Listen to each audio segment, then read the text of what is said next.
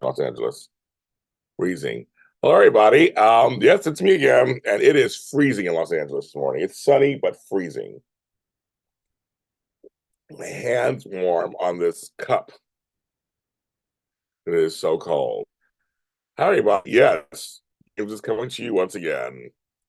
Um, Good morning. It's January 4th, 2024. I had a couple of gigs that got canceled on me last minute, and I was counting on them, actually. And I have a couple of bills I need to pay. And one of them is my mailbox. I need to pay that. I paid every 3 months. I need to pay that. And a few other things. So I'm trying to raise $200 today if I can. So any amount you can give as usual, I will take. It has to be through Venmo, PayPal, Zelle, or CashAPP. Underneath the video or how to do it, I'll also we'll put it in the chat here. Like I said, any amount will do. I know people are trying to get themselves together beginning of the year. But I have a few things. I said, you guys are on 3 to 4, so I said I will come on again. I have no shame. But yeah, it's coming in and going right out because after the first, I just paid all the other stuff, all my other bills. So, but people cancel for all kinds of reasons and stuff when you're an entrepreneur. So who knows the reasons are. Um, and let me get to the chat room. And thanks to the folks who are watching my After Dark last night. Thank you so much. Beauty for Ashes. I know. Yeah, Beauty for Ashes means I didn't see yesterday morning. I was like, usually you're on when I'm on. I didn't see you. So good morning to you this morning. I'm wearing a sweatshirt. It's right now in LA. It is 52 degrees. That's cold for us. I tell all the time. I lived in snow and all that stuff I did, but I'm talking about when your body acclimates to where you're from, what your weather is, and it is cold. So for me, it is cold. But it's sunny. We had rain, so it's sunny, but I am freezing. But I'm trying to put my heater on right now because if I put my heater on, I'll get sleepy. I don't want to fall asleep on you guys. I try to even with coffee. I don't know how many out there. I poll question about that. Can you still fall asleep after drinking coffee? Because I know I can. Um, I know I can. Exactly. Um, so that's just me. But good morning, everybody.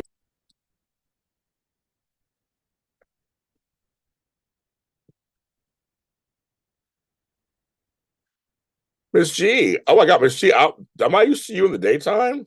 And that sounds so like dirty. But I think I'm used to you at nighttime. Used to you with me at night. So I'm used to you during the day. I don't think. How are you? Happy New Year. My hair's a mess right too. I got to shave and everything too today, which I will before I leave my house. But I'm just sitting here hovering over this coffee, trying to eat the rest of this banana. It's cold. Yeah, I should do a poll on that.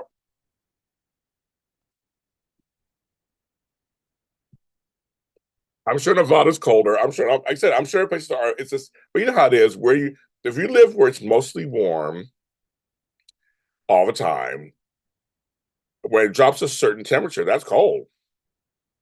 I had to learn that. That is cold. When you don't get a lot of rain and it gets wet, there's a difference. Your body does acclimate to where you live a lot of times, right? It does. You're a night owl. I know you are. I just said, Miss G, I know you're a night owl. I just said, I'm not used to you being in the daytime. I'm like, so I don't know if you caught the last 2 nights, Miss G. I released I'll to a live chat. Here we go. I released 2 recorded JLJ After Darks. So if you haven't check those out, Miss G. I'll do some live ones too, but I've had some early mornings, so I haven't been able to be live. But I'm kind of playing with it, talking about issues that happen for night people. So, Miss G, if you have any subjects you think I should talk about for the late night crowd, let's talk about it. Tell me, give me some time, and I'll put it on the show. Because I'm talking like last night I talked about working a graveyard shift. I'm gonna talk about insomnia. I'm gonna talk about all kinds of stuff. About 4 a.m. Okay, yeah, okay. Yeah, I'm going to start talking about all kinds of so if there's any topics you think that relate to the overnight night owl crowd. I want to talk about creating art at night. That's a lot of things that we can talk about, I think, with that show. So if you have anything, yeah, you think I should talk about, just do it. So, but I will be on late when I can. And I have three screens going at the same time right now. So it's kind of hard. But I've had early mornings. I just can't be up late. And I do have the JLJ this evening, so I still have that also. But that I haven't decided what I'm do with that yet. But I got JLJ this morning, just here. And that's we got that going. That's the staple show. Then we have Daytime Today, another one that's mostly soap stuff, and that's the staple show too. Um, but and then now the After Dark, I kind of got that now into something, and then I'm like, so now I got to get the JLJ this evening. What that needs to be? I mean, it's a nighttime show. I mean, it's just a night. It's nighttime. I don't know what that needs to be yet. If you have any suggestions, you can tell me that too. Any suggestions on there too? I always take suggestions from you guys because you guys get good stuff. I get good stuff out of you guys, and it usually I only give you what you guys want. Nope, that's not it. Yeah, Ray Me Cobb.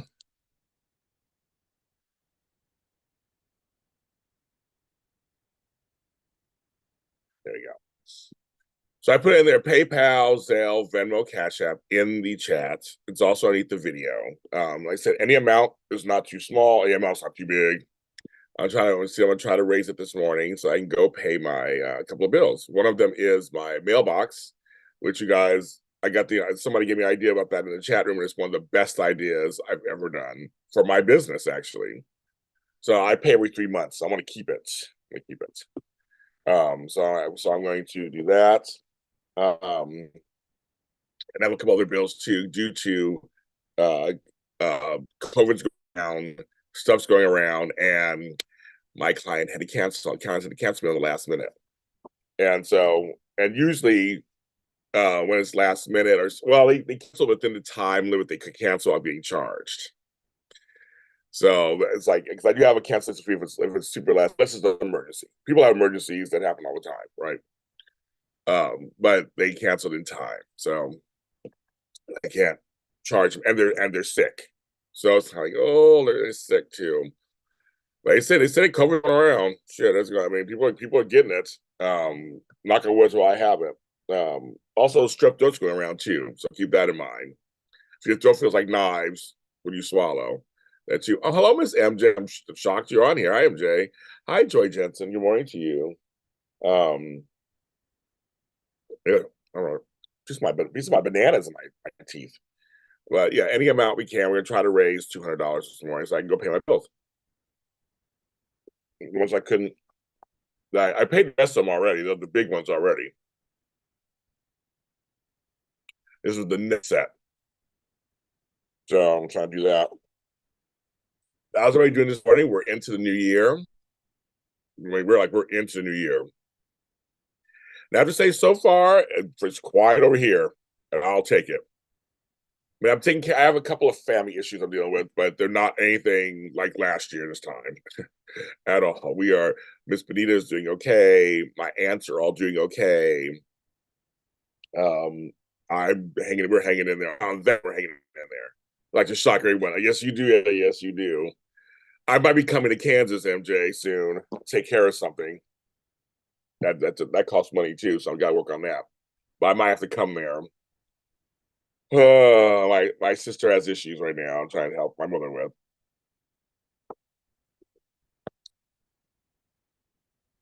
I'm like, California is 1,000 times more expensive than Kansas City, Missouri. I told a girl, you got to pull together because you can't make it. You can't make it here. Yeah, it's way harder here. So yeah, figure that out. So we gotta work that out. But yes, we're kind of I have nothing super major going on. That's debilitating, thank God. I will take it. And I got my coupons from Ralph's. They always send me a few freebies. They always give you good coupons. The coupons are always based on what you buy. There's some good stuff. I got some good stuff in here. You're good until 2/24. So I have that. So I'm really happy about that. It's about to snow there. A lot of people. Oh dang! I know it snows in Kansas. I remember it snows there. Well, that's the thing. The snow. Ugh. I'm like, it's pretty when it's coming down. I do not like being out in it. That's what I think. The roads are crazy when you're driving on it. Well, MJ, it may not be my choice if I have to go. That's all I can say. I can't really say much on here. I'm not gonna tell the whole world my sister's business, but trust me, it may not be my choice. You're a fabulous foodie. Oh, I like that name. Hi, who are you? Well, you're a fabulous foodie. I can tell you that part, but I don't know you. Hi. Good morning, Tracy Stevens. Good morning. I know you, of course. Good morning. Fabulous foodie. Great. Okay. Hello. Like your name. So I like food. Like be fabulous. Well, it works. It works for me. I know. I come on at 8:15, 8 o'clock in the morning, my time, get a little different crowd. Not my usual, but get a different crowd. So yes. All right, General Hospital. I'll tell you, General Hospital actually was good the last 2 days. I have to say, General Hospital yesterday was really good. There's that. Well, same here in Los Angeles, MJ. Same here. But I would say General Hospital. If you're a General Hospital watcher, I have to say I'm impressed with. They're like it's like all of a sudden like a whole different writing all of a sudden. Where did this come from? I'm ready. I'm actually excited to watch the show. I'm excited. I'm actually excited to see what happens next. I never thought I'd say that. Now tonight is the 60th anniversary tribute things at 10 o'clock at night, which is dumb to me. I'm gonna watch it and I will give commentary. I've decided what show I'll do the commentary on. It might be on GH E Spotlight. It might be on Daytime Today. I have not decided yet, but I will do commentary on it. So don't you worry. You will hear my thoughts. But I'll tell you, thanks to all the folks on Twitter and Instagram who are posting the best clips in the past.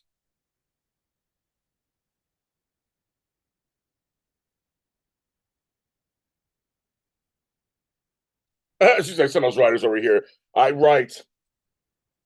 I'm like, okay.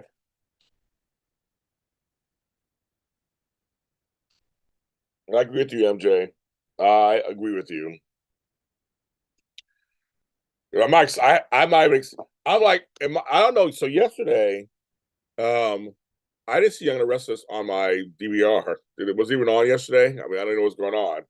So I'm like, I'll go online to Paramount Plus to see if it's there, but I'm not even that excited. And Bold, why did they have? Let me start. Yeah, there's a few things there too. I'm like,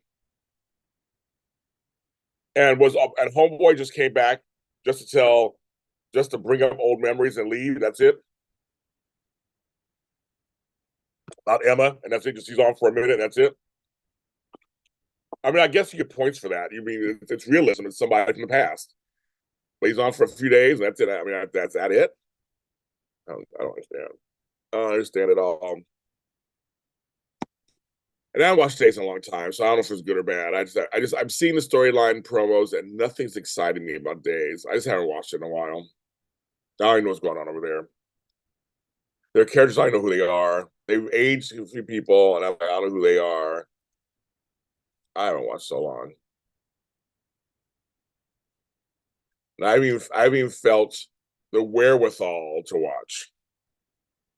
You remember Emma? I know. I remember. It's just like I was impressed at first, but he went back that direction. It's like, oh, okay. But now I'm like, I don't. But to have Thomas propose, Thomas, you know better than that. She's not ready to marry you. Come on. I mean, it's like you went around your neck. Oh, okay, okay, writers. Some things just don't make sense. So, but anyway, so I'm like, but right now, I'm thinking a positive. General Hospital right now. They're handling the Bobby situation and the Nina thing. They're working it out. So I'm hoping they continue this. And Nicholas is back. Spoiler alert. Did not see that coming. I know, right? That's right. Eyeballs on the table. Like these subs. I know. Sometimes you got to just put them on the table, just take them off, sit them down, and just like, okay, I'll just listen. Mika, I'm right there with you sometimes. I understand. So this is also a fundraiser, folks. I'm trying to raise $200. PayPal, Zelle, Cash App, or Venmo. I put it in the chat. Also underneath the video. Any amount is fine. Trying to pay a couple of bills. You guys have been great to me before. I totally appreciate it. So I'm coming to you again, first of the year. Trying to make a little something so I can go pay a couple of things. That's what I'm doing. Or you can sign up for classes. There's classes and Zooms I have. They're below. You can sign up for those, and now we'll go towards that. They're below also for January and February. That goes for that too. So either ones will work. My my grandson's birthday is next week. It's one of the things I got to send his presents to. I won't be able to see him. I'm going to send his probably a year old, and it's my daughter's birthday the next day. So mother and son, their birthdays are a day apart. So I already have their presents. I already bought the cards. I said, okay, folks, go to Dollar. If you have a Dollar Tree near you, Dollar Tree has the best cards. They're only $1, and they have a really great selection from funny to serious, all ages. Great selection. Big Lots used to have a good selection too. They used to be two for $1. They don't do it anymore. But to me, a Dollar Tree, I'll take $1. And Dollar Tree not sponsoring me. Sponsor me, Dollar Tree. But I found cards for everybody. They're just there. They're just like it's not that expensive. You get like 10 cards, $10. You know, cards get expensive. I remember once I went to CVS to grab a card, and it was $5.49. It was just one of the small cards. Well, it was like it was smaller than this, like $5.49. $7, $8. I'm like, dang. So that's my little PSA. Go to Dollar Tree. The 99-cent store, I don't know if they have good cards there, but I just know that the selection was actually it wasn't just like some cheesy ass. There was like some good cards. I have more respect for Xander if he owned up to his part of the baby switch. Right. That's what well, see, you saw Steffi was like, yeah, he had to fire his ass. Like he didn't tell his side of the story. Of course not. Of course he didn't tell his side of the story.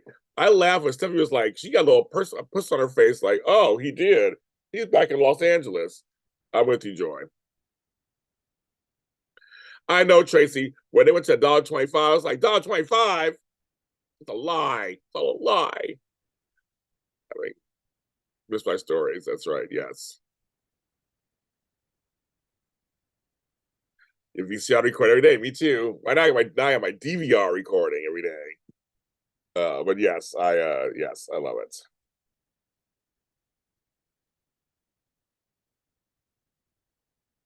My DVR. But they showed flashbacks, pieces of flashbacks with each character. Um, when they showed the Bobby and Lucy flashback piece from one of the greatest storylines of all time, the BJ Maxie storyline. I almost started crying just watching that clip. And folks, if you don't know the BJ Maxie heart storyline, it is heart rending. And Lucy loved BJ. And it was just like the umbrella effect of the story. And I remember I wasn't watching it in real time and you're shocked. It's like they don't usually kill kids. And Maxie's on kind of life support because she needs a heart and all that kind of stuff. And then to have we found someone, there's a bus accident, blah blah blah, and it was BJ, her cousin. They pulled every heartstring out of our bodies. We watched it live, and it was like in every single person in that storyline delivered. Oh, yes. And when Jackie Zeman, the late Jackie Zeman says, I'm not a nurse, I'm a mother. When Tony's trying to get her to pull off light, she's like, I'm a mother. And I'm like, oh my God. Because I was a nurse, so I know how it is. And it's like this was just too personal. Miss G, spending $5 trees doing that. Right. Hi, Crystal. Yeah, yes, it's too expensive. I was like, it was the only thing that was open in my neighborhood. I had to run over there really quick to get a card. I needed a card for that morning. And there was nothing under 349. You used to have like a 99 cent section or a dollar. They didn't have any. None. Give me that stuff. And I found, you guys, speaking of VCR, I found my TV VCR combo that I've had since the 90s. And it still works. But it's so old, I don't have a remote control for it anymore. So I went online, just go to eBay or whatever, and I found a remote control for my TV. I hope it works. It's like $5. It's coming. It's on its way. I hope it works. I hope it works. I'm hoping it works. So that's so it's really funny. I hope it works. But yes, I saw it. So actually, if I get this TV set up to record, excuse me, if I'm gonna test it. If I get this TV set up to regular channels, I'm gonna see if we're able to actually record a channel. Oh my god! So I'll probably do a video on it. I actually purchased some outdoor decorations from this year from Dollar Tree. Oh, I did too.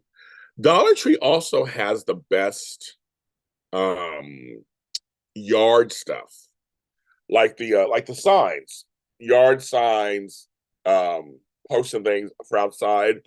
They have all kinds. So I just put it out there. You just grab a whole bunch of them, and you're good. When Felicia dropped to the floor and said, "Not Barbara Jean," or yeah, she goes, "Not Barbara Jean." That's what she says. Tear. Oh yeah, oh yeah. I mean, every just it's a bunch of scenes that just you could just start sobbing. I mean, it's a bunch of scenes, a bunch. When they have the surgery and Tony puts his head on Maxie's heart. Oh my God! To hear his daughter's heartbeat and his niece. That's yeah. Because there's a lot of scenes and just like I remember Tony and Bobby were talking because of the whole Damien. Like death is so inconvenient. That's one of the things that I got from that show and stuff. Death is so inconvenient. You're just minding your own business, and all of a sudden something happens, or you have things going on in your life. And all of a sudden you have to come together, and that's what. And I had a whole year of that last year. I had 4 times I went through it. Serious stuff. My stepdad, my mom, my 2 aunts. I had to go through it all, and it was a lot. It was a lot. Where you're like, your life is one way, and all of a sudden you're like, oh, wait a minute, no, we got you, and everything just kind of fades to the background, and this becomes the thing. And that's when I showed it. Everybody had their own different shenanigans, things going on, but this united everyone because it affected everybody, just about like everybody. It was horrible. It was horrible. But since we're giving Jackie Zeman her props, her and Brad Mall played Tony. They anchored that story. Felicia, Frisco close second. Inconvenience and yes, and final, but it's just very inconvenient. I would say death, sickness, although it's all inconvenient. It happens, and you're like, ugh. Hey, I said I like Dollar Tree. We have Dollar General. I don't know if you guys have those. Um, I don't go to 99 cent stores as much as I used to, but there are some things in 99 cent store I do like still because they've gone up prices too. They're not 99 cents anymore either. Certain items, but they do have some stuff. I'm a Big Lots shopper. Big Lots, I'll take discount. It's fine. over a certain price. Um, I like Ross and Marshall. Well, actually, Ross and TJ Maxx are a little cheaper than Marshalls. They're all the same kind of, right? Home goods. I'll go to the discount areas in those. I like shopping there and finding stuff. Um, I said home goods. Like where else? Sometimes thrift stores, depends. Goodwills, things like that, out of the closet. And so I just don't know sometimes. It really depends. It really depends. Yeah. So we do sometimes. So I have no shame. Uh, ain't nobody trying to front over here. Ain't nobody trying to front over here at all. And it's like and those places are busy. People are in there. And like my mother and I, we found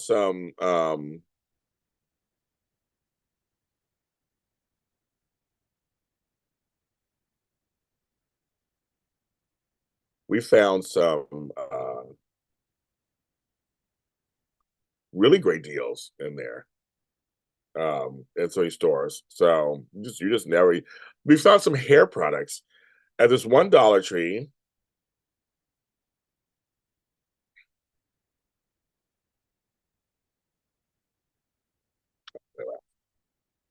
I don't. I look smart too. The thing is, my mother and I found hair this one curly shampoo and conditioner. It's $1. Like literally, it's $1 each. And it's decent. And I used it for a while. I totally worked, and we have thick hair. It was decent. It was decent, and I used it. I was like only for $1. So as I said to myself, I have a lot of hair products. I have friends in the business. But I said, if I ever need to tell somebody who doesn't have this kind of money, I said go to Dollar Tree, and I know not to tell the products. It worked. The thing is, I like Crystal about Goodwills and thrift stores, out of the closet like that. I can also get stuff where I can fix it up. Because I have a couple of pieces in my house that I found on the street that weren't like disgusting or anything, just like they were missing a little this and a little TLC that I brought home and did it myself. Like this nice little project. And I fixed them up, made them a little prettier. I have a table that I love this in my bathroom. I got it from a Goodwill. It was like $5. And we just repainted it I have it painted a certain color that I love. It's like new. It's like new. Clean it off, painted it like new. I have another table on my. If I have a, I'm a table person. I have a bunch of little tables that I find everywhere that I just fix them up, and nobody thinks the water. I have this table over here where these things are on. Um, that it's that has a little drawer in it and everything. I just fixed it all up. I had it a few years ago. I had a termite issue, and the termites ate out a lot of my wood furniture. I had to throw it all out, so I had to get new wood furniture. And furniture is expensive. And I like wood furniture. I don't like a lot of the plastic shit that's out, all that fake stuff. That stuff isn't strong or sturdy. So I made sure I had the termite problem gone. We had several treatments. I don't know, like 3,000 colonies of termites or whatever. Got them gone. I haven't seen the termites since. So they're gone. So now then I was going to bring back in some wood items. We better be careful about that. So yes, gotta be a little careful. Take care of that. So, but I have no shame whatsoever. But you can find some really good stuff. Sometimes people, and here's the organizer in me. Some folks they pass away or downsize, and not only they have like bad stuff, they actually have decent stuff. But they just gotta get rid of it. And sometimes, depending on what your situation is, sometimes it's like just come get it, or they just drop it off at a Savers or a Goodwill. They just drop it off. So there is some good stuff, and so you really look for some good items. I remember I was trying to get my wardrobe together a few years ago. It's place called Savers. I found a bunch of clothes. Thank you for ashes. We have my first donation. Everybody, thank you for ashes. Thank you, thank you, thank you.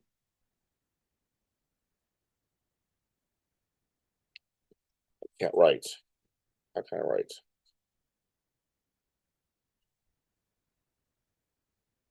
Thank you, thank you, thank you. Got my first donation. Thank you, thank you, thank you, thank you. That's wonderful. So that will help.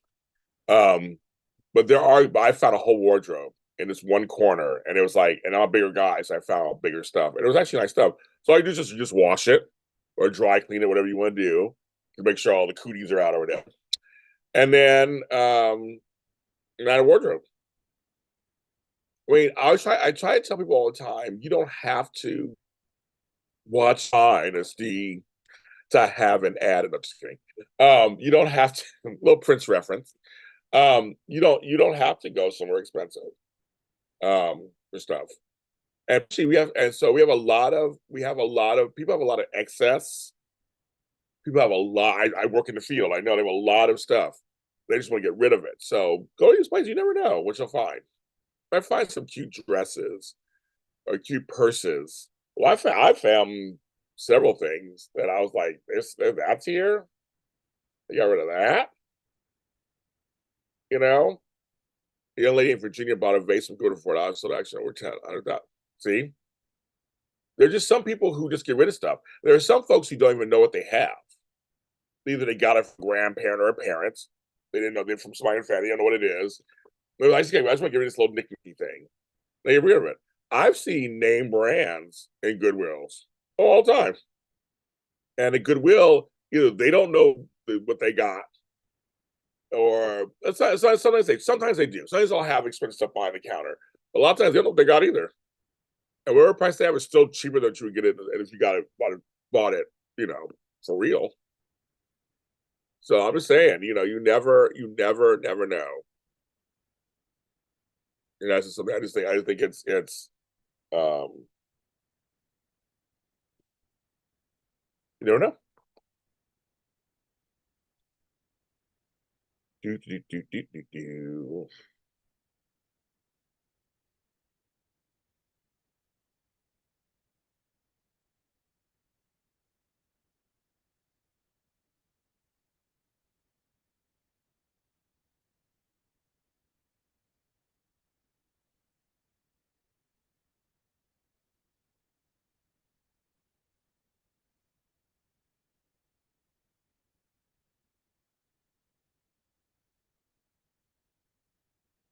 Yes, you never know.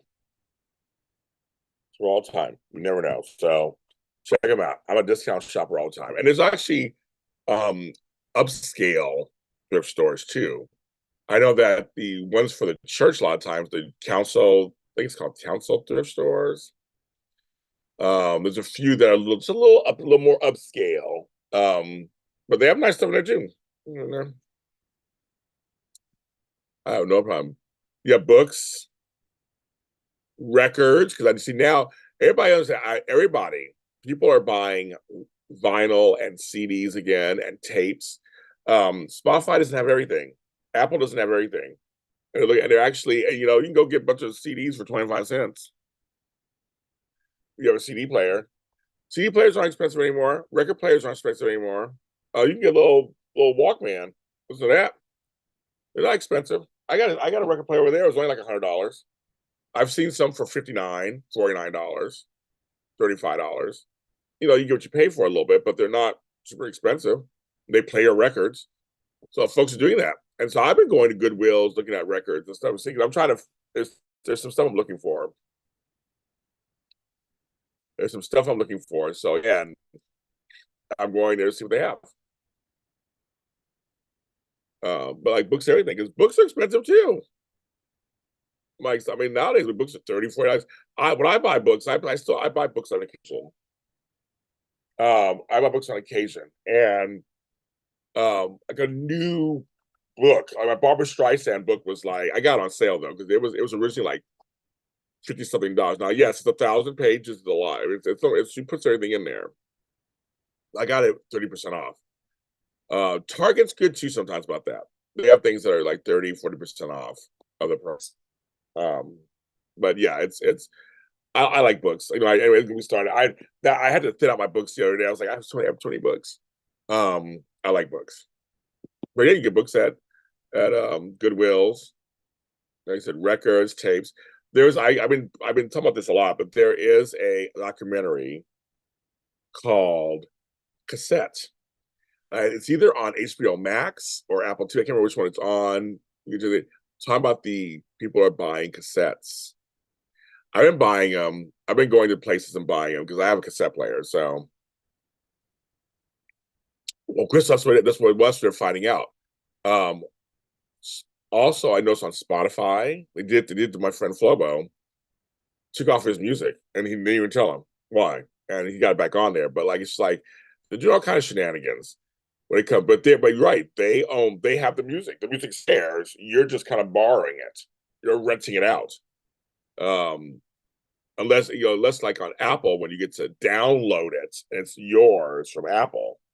But there's some there. Like for me and my brother-in-law, we each have hard drives from a long time ago we can't access that has thousands of songs on them.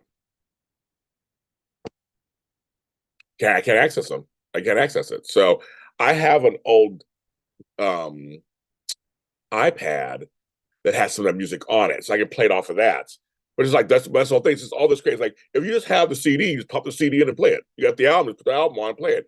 But for me, there were a lot of mixes and remixes and special versions.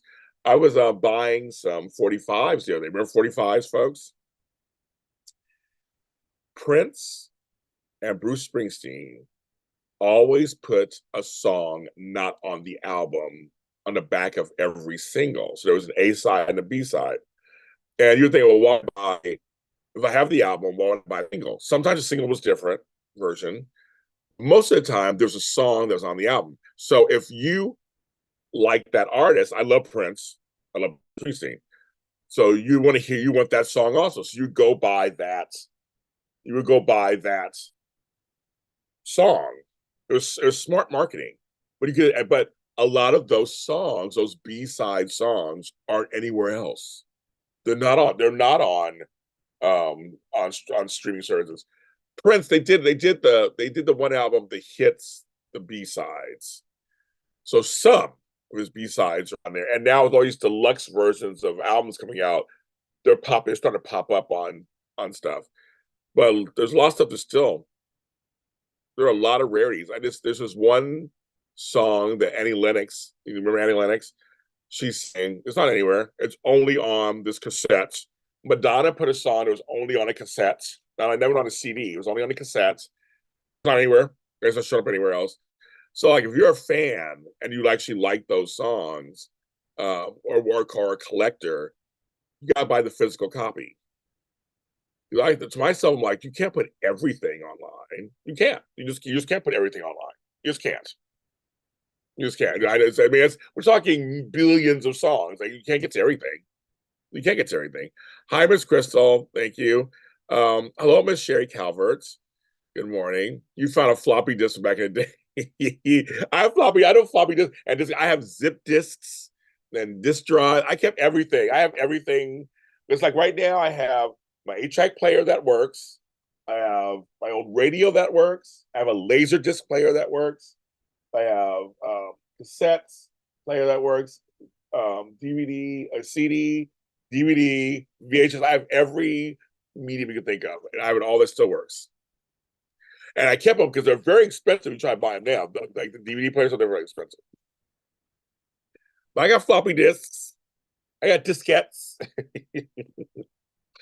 Yeah, I do. I have them. I don't know how you transfer them over or anything at this point. It's going on, but I have them. So yes, I've been on 38 minutes. So far I've had one donation. Thank you from Beauty for Ashes. Thank you so much. I'm trying to raise $200. I'm $109 away from it. Trying to raise so I can pay for one thing I'm trying to pay for is my mailbox, which is one of the smartest things you guys suggested for me for my business and for home. They're stealing packages. I don't know about your neighborhoods. They're stealing packages off our streets, our porches. So I feel so safe now that everything just goes there. I don't got to worry about it.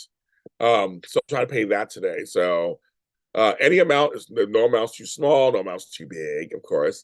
I put that either PayPal, Zelle, Venmo, or Cash App. I did put it it's pinned to the top. I mean, I put it in the chat, but I also put it in chat again if you need to. It's also below the video in the description. Or you can ask me, and I can tell you again which one's what. But any amount is appreciated. I was trying to pay a couple of things that I paid all my major bills; those are all done. But I had a job that canceled a couple of days. That was I really needed that job. But that person was sick because folks, COVID and stuff is going around. COVID, the flu, strep throat, all this stuff's going around right now. So I'm trying to see if I can raise a little money to go pay those things today. Also, it's my grandson and daughter's birthday, and I want to send stuff to them. I need money to send stuff to them. I mean, I already have their presents, but I want to send their boxes out. So any amount is good. Tell your friends, tell everybody. Let's spread the word. Um, anyway, so back to floppy disk and all that stuff. Yeah, no, I have every medium of media out there, and it all works. I'm very good with my products. Very careful with them. My daughter needed a boom box because she found that, if you guys remember little Einsteins, she has the CDs for the babies, and she wanted to throw them out. They're good CDs. So I had one. My mother had an extra one, so we sent it off to them. And now I got to find one for her. I'm sure she has one in there somewhere. You want a turntable so bad? You know, have a turntable, Crystal? They're not that expensive. They're not. I mean, literally. I mean, we were at a Five Below. Now I want to say it was like 25, $30, $40. That expensive. Or was it? Oh no, it was World Market, and they had some for like $45. That's it. Not expensive. They're cute. So you should get you one. Hello, James, and all, and happy New Year from PA. Oh yeah, from PA. Oh yeah, Paul. It's our first time talking to you. Hello. You're gonna see Dionne Warwick. Very nice. That's what we get. She's a legend. She has 10,000 songs, and you're a heartbreaker. The song written by the Bee Gees. Deja vu. I once knew only you. But it's all the older hits. It's what do you get when you fall in love? Those songs. Walk on by, walk on by, make me leave. No, my voice isn't in yet. I have to drink more coffee. I need to lubricate my vocal cords. Do you know the way to San Jose? She had a lot of hits. A lot of hits. A lot of hits. So that'll be a good show. I've never seen her live. I'd love to see her live. I love her on Twitter. She's like hilarious. Walk on by, make me leave. If you don't see the tears, just let me breathe. Don't make me over. Yes. I know I'll never love this way again. I keep holding on until the good is gone. I know I'll never. I know Laura B did. You kind of walk into a concert. I just started. You said Dionne Warwick. I love her. I love her. I love Dionne Warwick. Now I'm singing for my lunch. Oh my gosh, I got to sneeze. Oh my God, what come out? Perdoname. Would I give you some money if I start singing? I sing for my money. LA is a great big freeway. Put 100 down and buy a car. In a week, maybe two, they'll make you a star. Weeks turn into years, how quick they pass. And there you are, without a friend. Parking cars and pumping gas. They were. Well, the thing, Crystal, was a lot of folks didn't know she was black. They didn't know she was black, so they wouldn't put her on things. So they didn't know at first. She was one of the first crossover sensations. She sang pop music and had the beautiful voice to do so. She's like, Laura B's like, bless you. And I'm like, thank you, bro. Yeah, I think I sang a couple of mornings ago too. I sang a little bit a couple mornings ago. My voice isn't in fully, so I apologize for anything not from me off key because that's not exactly all the way on. What do you get when you What's it all about, Alfie? Gonna get off, gonna get. Is this a dream? Am I here? Where are you? From Valley of Dolls. The Dolls. Valley of the Dolls.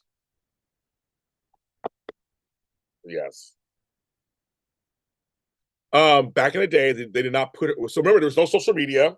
There was no out. You're only. She wasn't put in magazines or anything.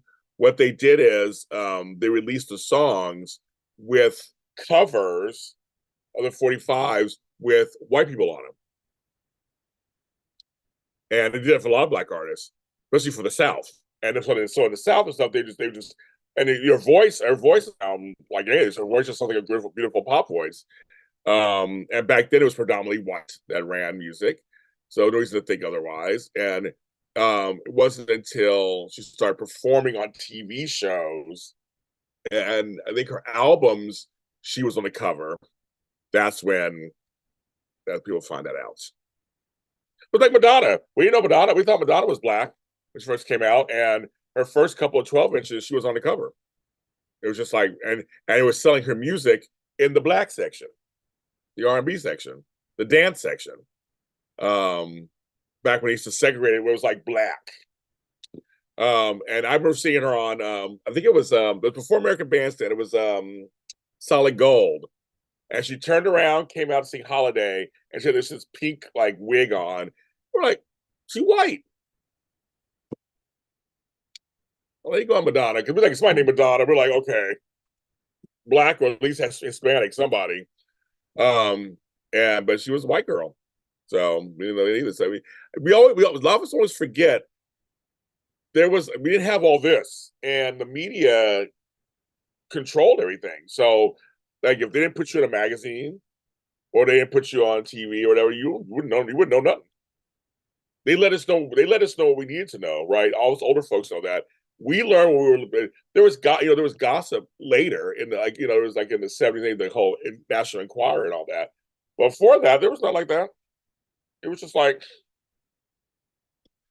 Hollywood and the media, they controlled everything. They let you know what they let you know. They wouldn't show Elvis from the waist down for a while. Remember Elvis was being shot from the waist up. They thought the waist down was devil music, but he was so popular they had to show him on some level. So isn't that funny how that we've changed completely?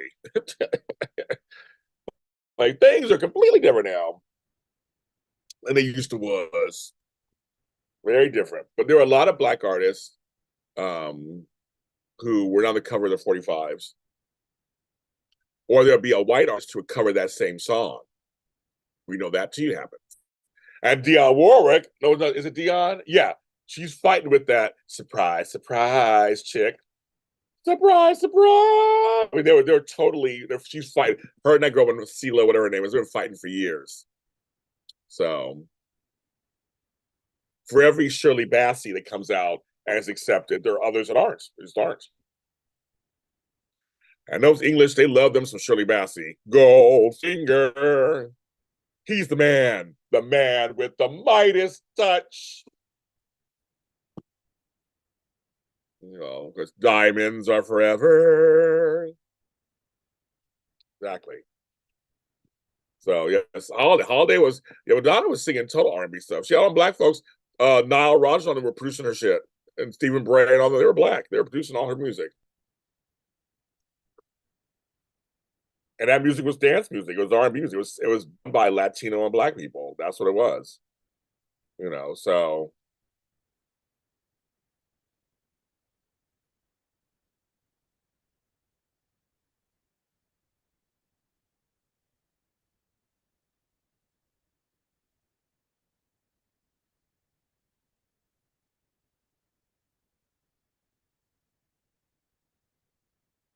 songs had meanings back in the day. Yes, they did. They did. They did. They did. They did. They did. They did. They did.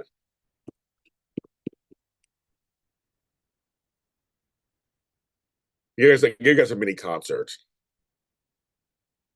A mini concert this morning.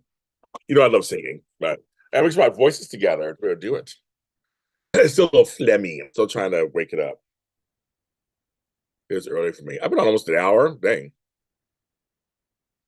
So anyway, so yeah, so that's the music thing. So yeah, that's kind of, but yeah, back to the whole beginning of the conversation. Well, we had two different conversations going at the same time, but to go back to this part of the conversation. Also, sometimes at not just Goodwill, sometimes 98 cent store and Dollar Trees have some music in there too, and books. I was at Dollar Tree last night, no, 2 nights ago, and I found some books, some kids' books. Um,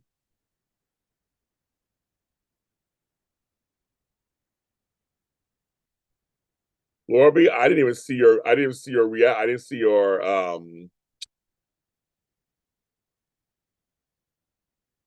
didn't even see your comment. You wrote you apologizing for a comment. I didn't see the comment. What do you I didn't even see your comment. I didn't see it. I try to read all the comments, but I don't always see all of them. Um so I gotta tell you, I don't know what your comment was. I want to apologize for like on Roger comment paid to spirit. I thought you were referring to women only. I had no place to comment on race. I have no idea what you're, I don't know what you're talking about. I'm sorry. I'm sorry I missed it. Whatever you wrote, I missed it. Um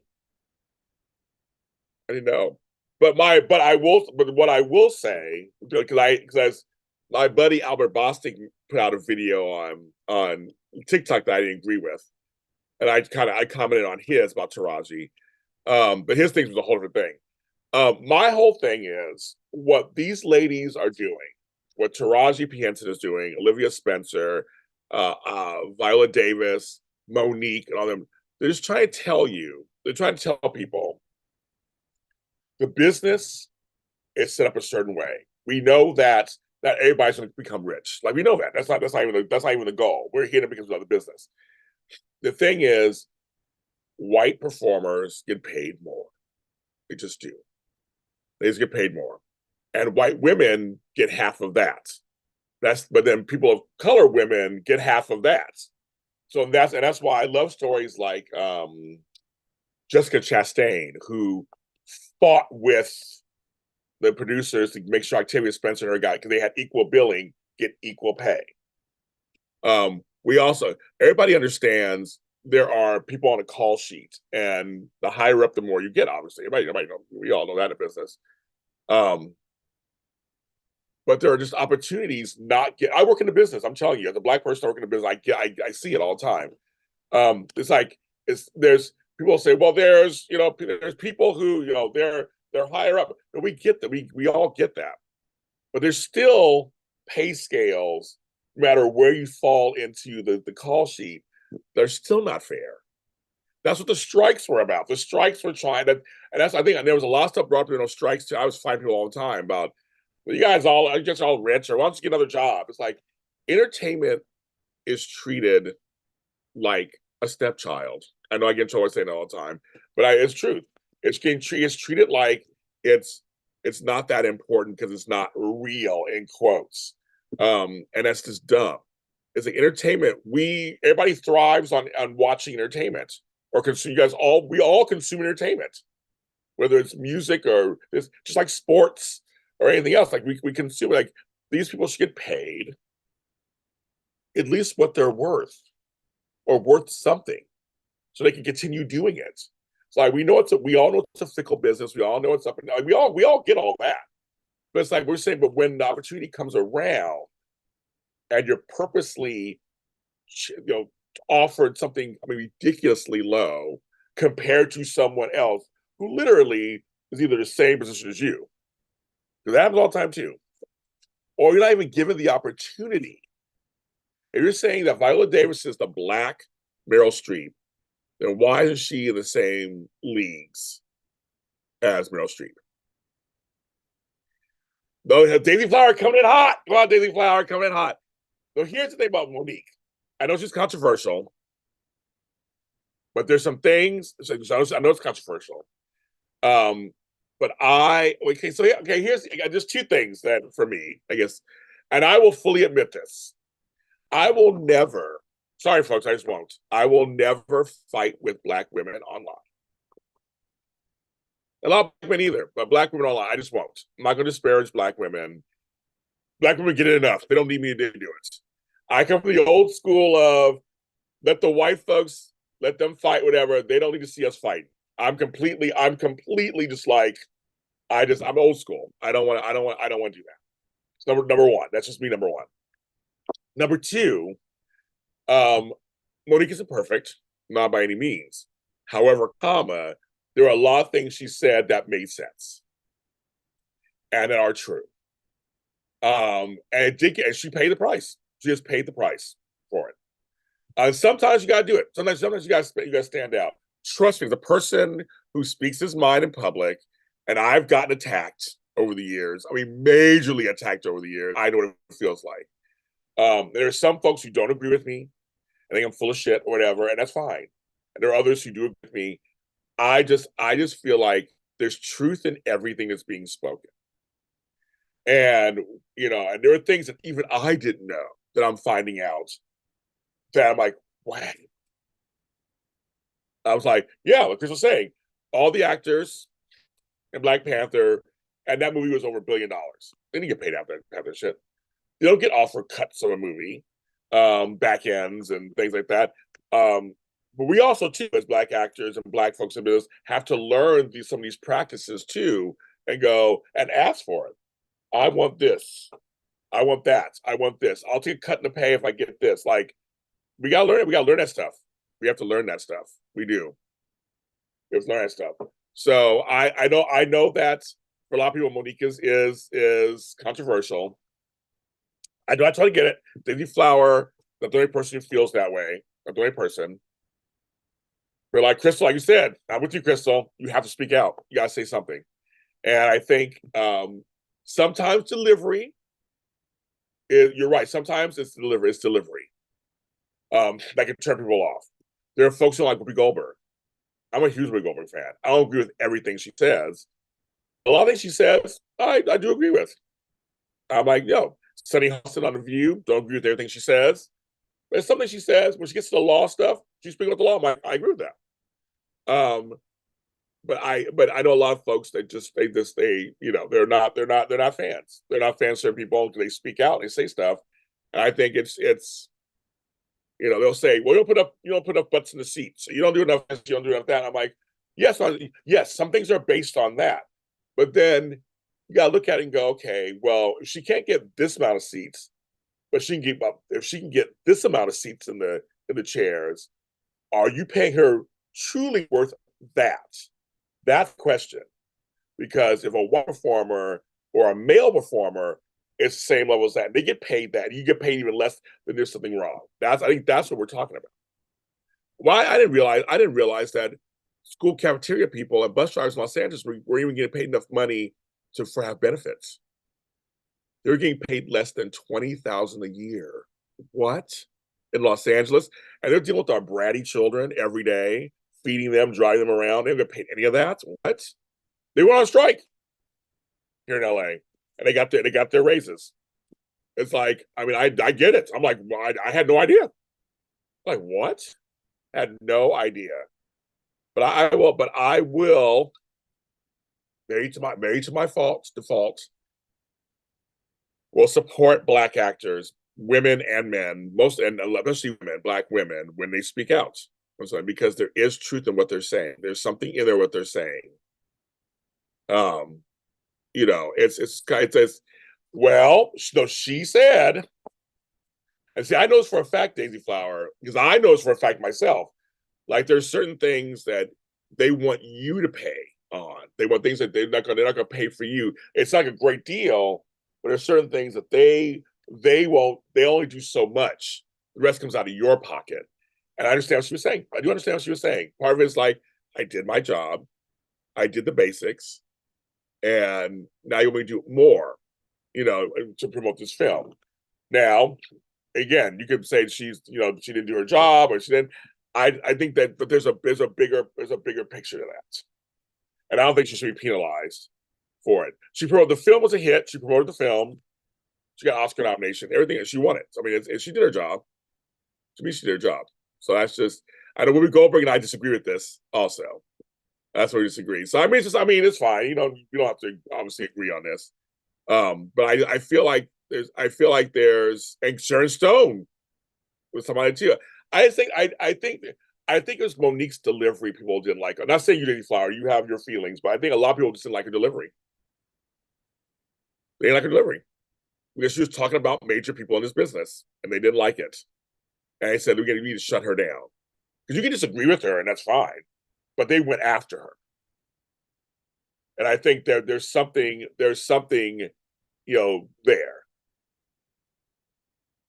But see, Sharon Stone, what's funny about that is no one thinks about Michael Douglas and Basic Instinct. Think about it, Crystal. No one thinks about. I love Sharon Stone. I've met her. She's great. Everybody thinks about Sharon Stone in that movie. No one thinks about Michael Douglas. Yeah, he's in it, but no one thinks about him. And he's a huge star. He's a huge star.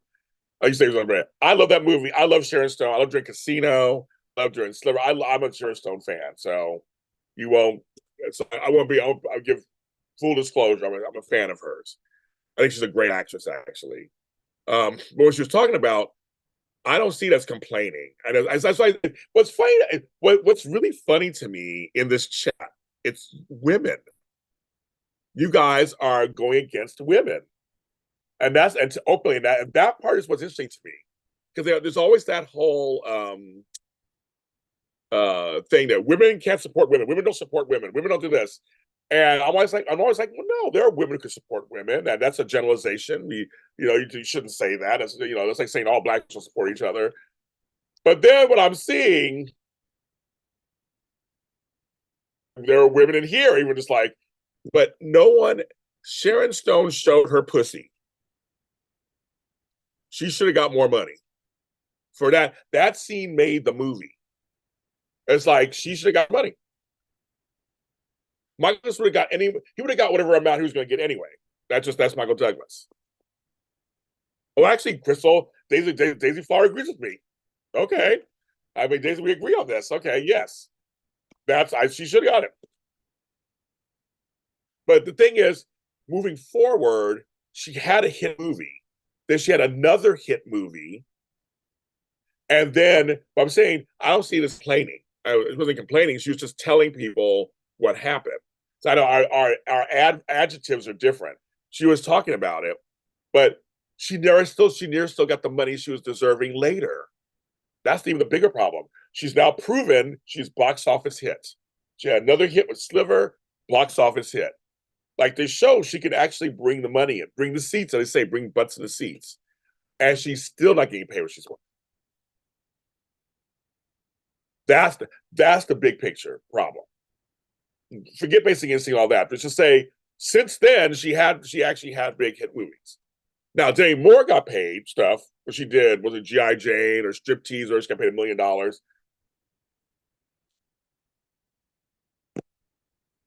And Precious Monique acted her ass off in Precious. She gave an Oscar-worthy performance. And like Crystal says, she got $50K for that. She did her job. In my opinion, she did her job.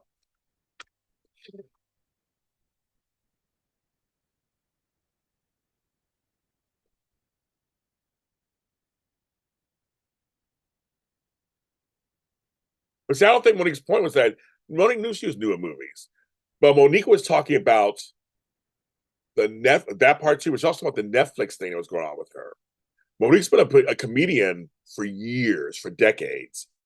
And that was I think Monique's point was more of now I'm trying to get to Netflix and they're trying to downplay me. And so there's something there. I still think there's a bigger picture than this stuff here. It's a bigger picture.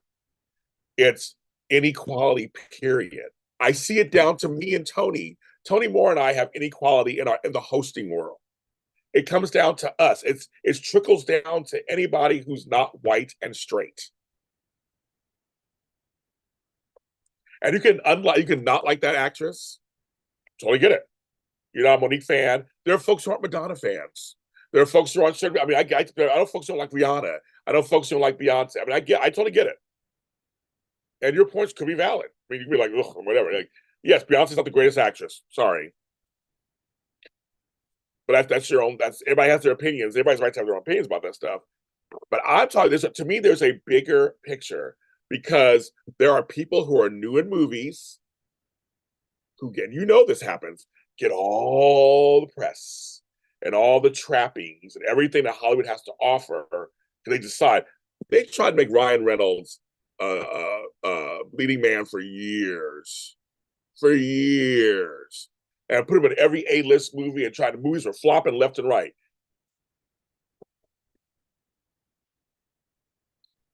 I mean, I'm just saying, I wish everybody could put aside the differences and go, this is a bigger picture. This is way bigger than just that. Um, I have no, the Oscars. I never. The Oscars are a whole other story, so I have no idea. She'll probably get nominated. She's been nominated before, so she'll get nominated. I think she'll get nominated. I have no idea. I haven't watched all the movies, so I couldn't even tell you. Um, but I just think I wasn't a Parker's fan either. Baby Flower. I didn't watch that. I did not watch that. It does, Chris. That's the point. She talked about Lee Daniels and Oprah Winfrey. Yes, she agreed to it. It's like sometimes you see a part and you go, okay. I mean, I think sometimes you take jobs because you have to. That was Taraji's point. Sometimes you do agree to stuff because you have to take them. It's just like in real life. I've had crappy jobs because I had kids and I had to survive. Did I want to take them? No. But that job was offered to me. I had to take it. I feel like compassion. Say you guys in the chat, but I just feel like compassion has left the building. Apparently, the understanding. We've all done things. What the fuck I want to do? And maybe you're like, here's a big production. Maybe something will come out of it for me because that's true. It can. I got to take this money. I'll take this money because I want this role because it will help me get far further along in my career. You know,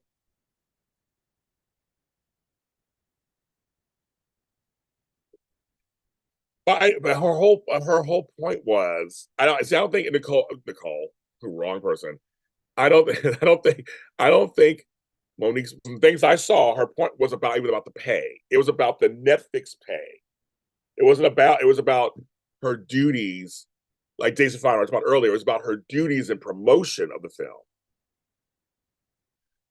The Netflix was the money part. She wasn't even talking about, I don't think she was really talking about the money. She was about that she was getting blackballed because she didn't do what they wanted her to do. That's the thing. But she was talking about the money for hers. The money was the Netflix stuff. Now, if you want to compare Friends to Girlfriends or Living Single, then we got a whole story there because they've talked about it too recently. When they were telling me that Girlfriends was the number one show on WB and UPN and all that, they were never on a late night talk show. Not even Tracy Ellis Ross, who's Diana Ross's daughter. Neither of those people were on a late night talk show ever in the 8-year run of that show. Buffy was on WB. Same thing. Never got an Emmy nomination. Never got. There's high. I know there's hierarchies in this business. There is hierarchy in this business. So I get it, but there is disparity in this business also. I just think that folks are just are looking at things very literally. Exact, Crystal. Now we're agreeing and looking at and people like I said, they have teams behind them. They have higher tax brackets. People think, well, $3,000 is a lot of money. Not really.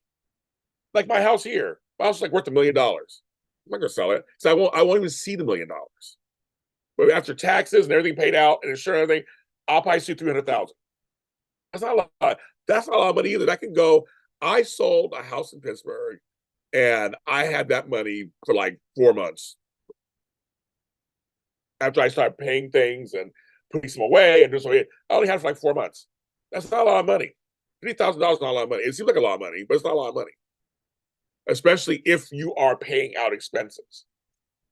I'm on here right now trying to raise money. I paid out my major bills. That's done for the year, the first. But I'm trying to raise $200 because a job got canceled, and there are other jobs I'm not getting because I'm black. And floats on all the time. There are jobs that we're not getting because we're black. I know it is. I have talent, so it's not my talent. I know it's not. I know it's not. And that's all. And that's the to me that's the bigger. That's all we're asking. That's the bigger picture. Is that we get paid, or at least looked at. We should get paid on whatever the levels are that everybody else is getting paid. Not always, Daisy. That's actually not. That's actually not true. I do a lot of red carpets and stuff. That's actually not true. Other people think that. That's actually not true. Girlfriends is a great show. I love, I do the Girlfriends after show here on social media every Monday. It comes out. I love Girlfriends. Kelsey Grammer wants to bring it back. He wants to. Oh, they were totally wrong. The show is good.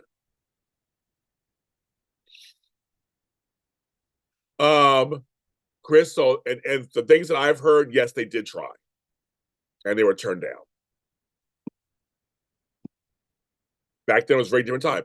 If it came out now, if it came out now, different story possibly.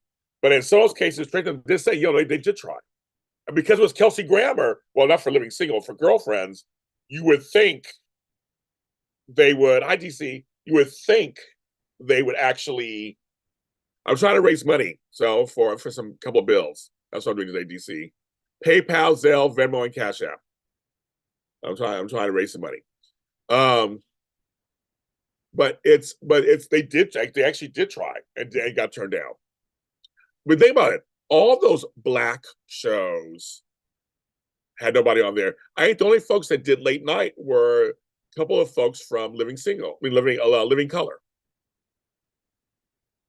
Because Living Color got huge. Remember, it was a huge cultural thing. But a lot of those stars weren't on late night TV either. So the network was promoting. The network was run by some white folks, and there were black folks in there. They tried. They did try. Well, that's why Arsenio started in '89. So he started putting them on, but he wasn't on that long. Remember, he wasn't on that long. That's the only problem. But Arsenio was the great thing. That's why when he came on, it was wonderful because he was booking black artists. He was booking all of them because nobody else was. Music people, everything, and that's why he was huge. But he only lasted like 5 years, whatever. He didn't last as long as the others. I wish he could have lasted longer. But he was he did. Arsenio did. Arsenio was a pioneer in that. Joan Rivers tried to on her show on Fox. Same thing. So I mean, it's like a lot of these shows they tell you. I've watched enough unsungs and unsung Hollywoods and behind the musics and all that stuff, and they tell you a lot of them they did try to break the ceilings, and they were tough. Remember back then there was everything was segregated. It was very segregated. That's what's so crazy. It was very like, no, you're this, you're that. You're this, you're that. It was very segregated. I think cable helped a bit because that became a little different.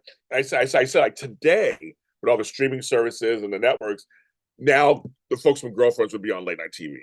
The girls from Living Single would be on. I mean, it would be very different. It'd be very different. It would be. I think now it would be. It'd be very, very different. Back then, it was a whole other story. Like I said, in music and TV, everything, radio, it was all very segregated. It wasn't that long ago. Because none of those shows got the support they should have. These little netlets. Because the big networks were upset about them. Good Morning, Seeing Tom and Family. They were upset about them coming out. The big three didn't want anybody, sort of infringing on their stuff. I try to tell people there's a bigger picture. We all have our own tastes. I know a lot of folks hate WB shows and UPN and all that. I get it. I totally get it. It's fine. But I'm just saying there are, but then in the terms of the bigger picture, every show should have equal opportunity.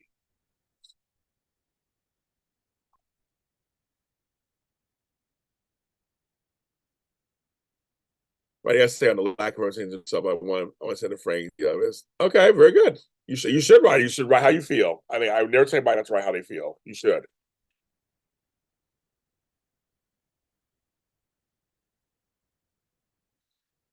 Um, I don't know if it's a dead concept, but it's totally changing. You're right. It's completely the well, since the pandemic, late night has totally changed, right?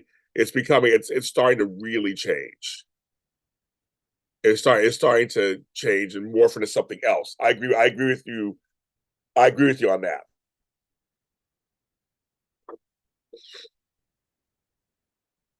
Yeah, I would say like late night has that whole concept has really changed a lot.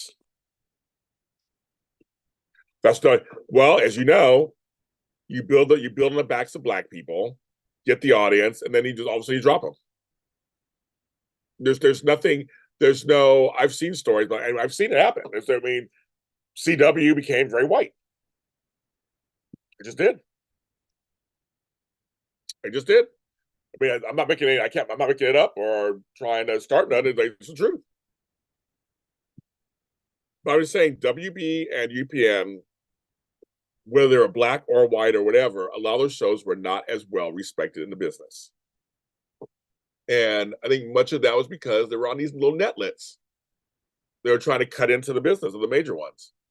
The shows were getting critically acclaimed.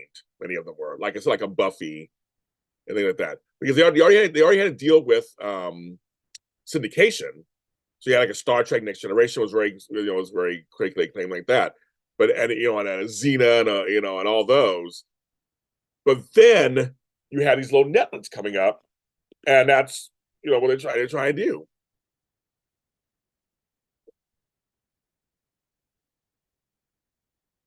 Yeah, the landscape had changed by the time Arsenio came back. I was excited for him. It just didn't work.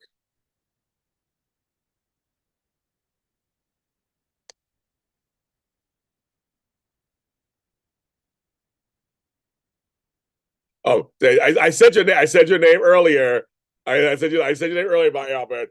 Yeah, we just agree on the Toronto situation. But I'm in here. People in here also. There are people in here who agree with you, Albert. So I think it's fine. I mean, I just agree with you. I think it's a bigger. I think it's a bigger picture, and I will always stand with.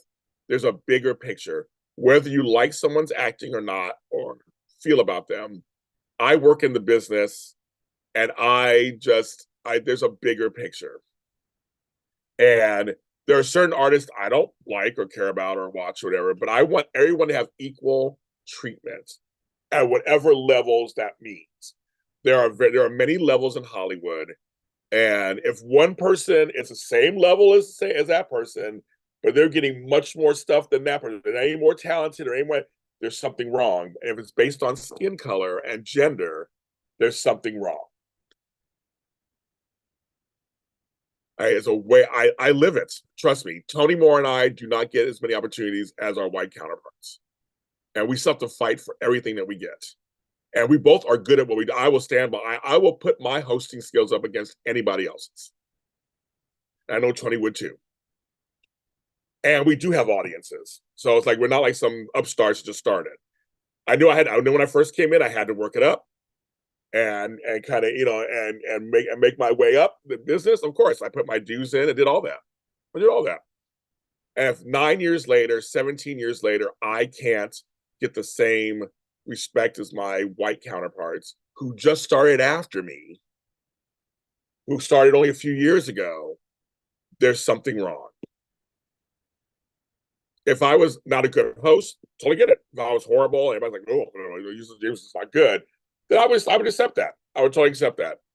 But that's not, but that's not it. That's not it. But that's the thing, DC. It's it's not based, but see, it's not being based on talent, DC. That's the illusion that people who are not in business think that everybody's getting paid based on talent. That's not it. It's not based on talent. Not really. That's the illusion of it all. If you think that's it, then I got a bridge to sell you in Antarctica. It's not based on talent. I mean, everything. I always tell people all the time. People say it's Hollywood racist. I always say the color that Hollywood cares about the most is green. Will it make money? Will it make me money? Money, money, money, money, money. A lot of decisions are made lazily because they just want to make the most money they can. The strikes highlighted that completely. If you didn't learn anything from the strikes, I don't tell you. Because that's basically what they were saying. They're just money hungry people. It's all about the green. It's all about the green. So no matter what race or color, that's it. If they think they have to decide the ethereal think you can make them money, and long money, short money, they will put everything behind you. Go there. So it's not no, it's not based on seniority either. It's not based. I wish it was also. It's not based on that either. Nope. It's based on the whims of whatever the executives feel. That's what it's based on. There are some folks who are guaranteed box office draws, like Tom Cruise. It used to be Will Smith. I think anymore. Um, there's there are a lot of people who aren't that talented who are huge. Let's just say that. I'd curious. And you all know that. I'll explain that to you guys. You all know there are people who are not that talented. They're okay, and they're huge. Because here's another thing, DC, Albert, you got anybody in the chat room who are black men? I saw on Twitter they're attacking Coleman Domingo because he has a white husband. Now all of a sudden that's become a talk. The whole interracial shit. I know that I think it was Cat Williams went off on the black comedians and actors having light-skinned black wives. First it was the white people. Now we're attacking the ones who have light-skinned wives. And now we're attacking the gay guy who actually is very talented. And they're also, and now they're talking shit about him, who's been with his white husband for 20 years. Like, why are we doing that? Coleman Domingo's in Color Purple. He might get an Oscar nomination for that. And he's also playing Bayard Rustin in Rustin. He's getting critical acclaim for both those roles right now. And they're saying he might get 2 Oscar nominations, or at least 1. And he's been around. I've known him for like 30. I've known him years ago. I've known him from years ago. And all of a sudden, they're bringing that up. He's been around for years. Now they're bringing that up all of a sudden. So I'm just saying, it's just we can't have nice things. We just can't. Just can't. The same thing with I think Taraji's an A-list actress. I know. I say everybody has their own feelings about that. I think she's an A-list actress. I think she's really good. She's been around for 20, 30 years. She was great in Hidden Figures, which was a very historical drama. She was good. Yes, I loved her in Empire, of course, it's Cookie. But Baby Boy years ago, she was good in that. I mean, she's been around for a long time. And I've seen her on Benjamin Button, where she got Oscar nominated. Billy Porter's talking about it too right now. About the money. And they're attacking him. To me, it's simply funny when all the black folks are talking about pay disparity, everybody's attacking them. Let's sit on that for a second. Hey, Crystal, exactly. Kevin Hart is not the greatest. He's huge because Hollywood decided we're going to make you huge. I think Martin Lawrence is all that. But Hollywood said we're going to make you huge, Martin Lawrence. And he was huge. Now, Eddie Murphy is naturally, I think he's amazing. I'm a huge fan of Eddie Murphy's. He can do drama, comedy, everything. And they tried to bring him down at one point. They tried to bring him down. He went away. He was like, I'm just going to wear my own. And now he's come back slowly, doing little things here and there that he feels like it. But let's just sit on that for a second. Why is it all these black folks are trying to talk about money and pay disparity, and people are dumping on them? I'll just sit out there for a while. I think there's, I think I think it's a problem. I really do think that's. I didn't plan on being on my soapbox this morning. It's 9:30 my time. I'm just barely having my coffee. Cheese and crackers. Why you got? We were talking about records and tapes and discount stores. Now you got me. You know, they got me. You got me all worked up. You got me all worked up, folks. Shit. But seriously, that's all I want to say about that. I'm just like, that's just think about it for a second. When all the black folks are talking about pay disparity and everyone attacking them, or black folks are attacking other black folks for who they love, who they date, who they whatever. That's Crystal. There you go, Crystal. That's what it is. And the same for James Lott Jr. The same for no, Kevin Hart's not yellow, or not at all. He's not yellow. He's dark. He's like darker than I am. I'm yellowish. He's darker than I am. I've actually been to his offices. No, Kevin's darker. He's not light skinned. Um, Tony Moore, myself, Flow Boys, all my friends, we will not be paid as much as our white counterparts. We won't. And we're good at what we do. We won't. I'm gonna keep trying. I'm gonna keep working it out. You know, it's like that's it. Actually, DC, a lot of folks are doing side gigs and side hustles and doing things, and they get talked about, and then people make fun of them when they see them at Trader Joe's or whatever, going, "Why are you working at Trader Joe's?" A lot of people in Hollywood, not just even black, but white also, are real estate agents. There's a million of them. You can't step on one in Los Angeles. There are a lot of folks who are working other jobs or side gigs or starting businesses. There are a lot of people who have their own businesses. My girl Michelle Stafford has her own business. My Sean Kanan has his own. Like there are folks who have their own businesses. So that is happening. That is happening, DC. But that's like telling. But see, your statement doesn't work for me because it's like telling me when I was in San Francisco. Well, James, why don't you live in Oakland? You want to be around black people? Then move to Oakland. Why do I have to move to Oakland and be around black people? Why can't it be black people in San Francisco? I'm watching them drive black people out of San Francisco. But DC, why do you have to? Again? That's still why do you have to do that? Why would you have to get a job with stable hours? I mean, like why can't you make money in the field that you love full time? That's just a question for anybody. Why can't you just do that? So I disagree with your statement there too. I think like it's just like why can't you be? Why can't you find? Why is it when it comes to entertainment, it's a whole different story? You know, but there's also other jobs that don't make money either. They're like I said, nurses are on strike. There are a lot of the industries that aren't making money either. I'm finding out how bad people are getting paid. I'm like, what? You're getting paid what? For all the work that you do? A lot of jobs you can't get full-time hours. You can only get part-time because they're trying to cut. I was at Dollar Tree the other day. So folks, go back to the Dollar Tree we were talking about earlier. All the Dollar Trees are only hiring 2 employees per shift. That's it. I was like, fuck, that's crazy. And they run around and do it again. But do you see a lot of folks who are doing that? They have been doing that. So now we're talking people who have been doing this 15, 20. Yeah, it takes a long time sometimes. There are a lot of people who are doing that actually. That you either may know or not know they're doing that. A lot of them are doing that. But you still should be getting paid what you're worth in the field that you're in. Remember the guy from Cosby Show? Yes, exactly. Exactly.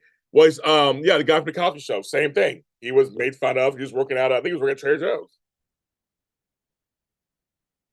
And they made fun of him. They're like, what are you doing here? I'm like, that was so rude. I'm like, why make you fight? He has to make money. Like we said, you gotta do what you gotta do. But the thing is, why we have to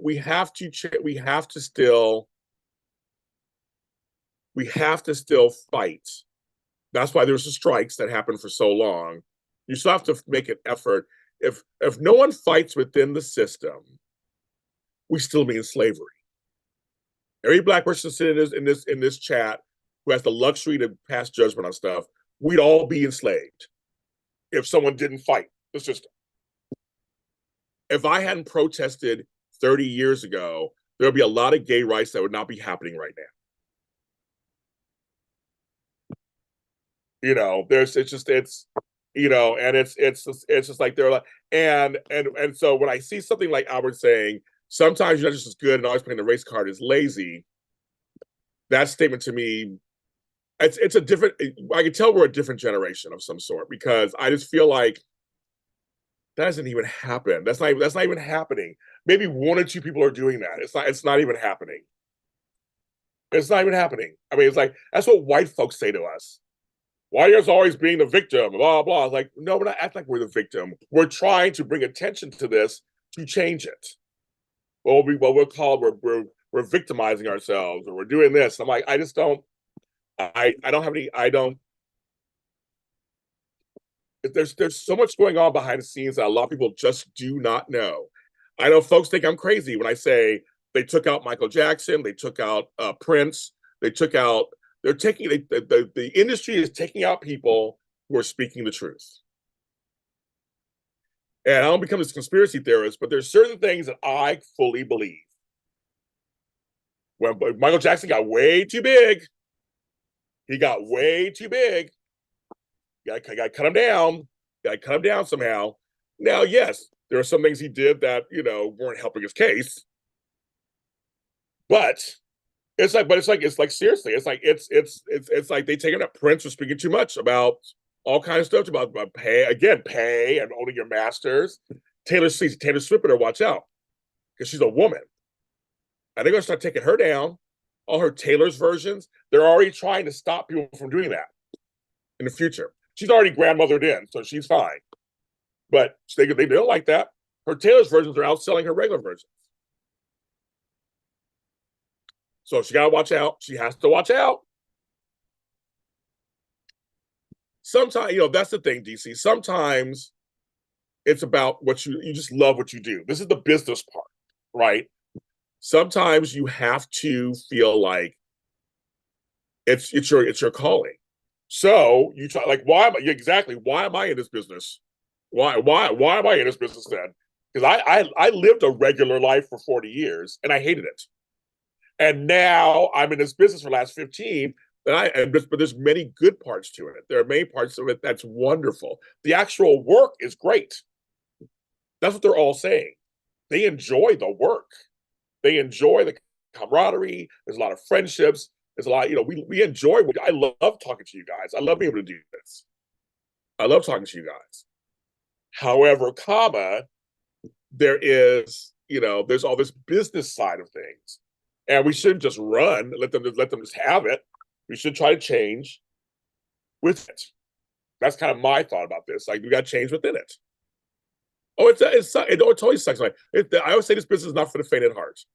This business is not for the faint at heart. But when you are, I'm seeing Albert's comment. Oh my God, see that's weird. We're talking because I actually know folks who know Michael Jackson who were friends with him as children, and he didn't do anything to them. And you can almost, I can go into a whole discussion about how Michael's childhood was taken away, and there was and yes, I don't agree with every. I can't even do it. I can't even do it. I can't do it. I'm going to totally explode. I'm going to totally explode. I'm going to totally explode. All I know is that exactly, Crystal. All I know is that when I speak out, when I've out in the past about stuff, I've gotten super attacked. You guys all know this. I've gotten attacked. I stand by my statements. And I stand by what I'm saying. But I've gotten attacked, and I know that's done. I've lost some viewers, and I've lost some. And I get it. I totally get it. And that's fine. You want to say "fuck you, James"? Fuck you, James. That's fine. You have a right. When me and Michelle Stafford on our show talking about this, we're like, yeah, you're right to say "fuck you." I don't want to follow you anymore. I don't think you're this. I think you're that. You're too much. That's fine. You have a choice. Everybody has a choice. But I'm going to continue fighting for this business and fighting for people that are my friends and fighting for equality in this business. I'm not going to stop. I had folks who were mad because I had solidarity with the strikes. They just wanted to, James, just continue doing the audio dramas, continue writing. I'm like, no, I want to be parties. I'm an Emmy voter. I want to be parties organizations. I want to support my friends who love doing this for a living and are good at it, and they're being told you shouldn't get paid anything. So it's just like, but it's happening everywhere, not just our business. It's happening in a lot of industries. And I saw a lot of people go on strike in the last couple of years. And Crystal, same people, we fought for the ADA, we still behind the eight ball. Exactly. I just I come from I will full disclosure, I come from hippie parents. I come from people who believed in fighting for your rights. I was born during the civil rights movement. And I trust me, I came from nothing, and I've raised myself, and with the help of people and things, and sometimes organizations, I have made it here today. I've survived 2 pandemics. I've survived all kinds of ridicule and attacks and physical and mental to be here. So I'm nobody's victim. However, there's a lot that I'm fighting for and will continue to fight for, because it's not fair. You know, and again, I'm not going to talk about Michael, because I will get into a whole fight with anybody and I'll end up leaving the show. Because it's a whole that nothing has been proven at all about anything with him and Michael. And Prince, same thing. People are talking shit about Prince, whatever. George Michael, all of them, they were all trying to fight for equal rights for artists. And they got blackballed. And they totally got it. And in my opinion, Taraji is a great actress. She's had some really good hit films. She's been Oscar nominated. She should get paid whatever level the person with her leveled is whatever they're getting paid, at least. No one's saying she's Meryl Streep. No one's saying she's whatever, but like at least she should be getting the level that is. And she's fighting for the younger Black folks that are after her. She's made that very clear. It's not just all about her. She's saying, and we want to make this for everybody after us, so that we can all survive and thrive in this business. The money is not equal, folks. If you think it's equal, I'll tell you, it's not based on talent. It's not based on all this stuff. It's not. You think it is, but it's not. There are a lot of folks who are not that talented that are huge. I may even like some of their stuff. You may even like some of their stuff. But it has nothing to do with that. It's money. It goes back to the green. Can it make you money? The lazy parts are when big companies just go for the easy thing and remake movies and remake shows. And that to me, that's the lazy part. There are a lot of writers who have original ideas that are not getting the opportunity.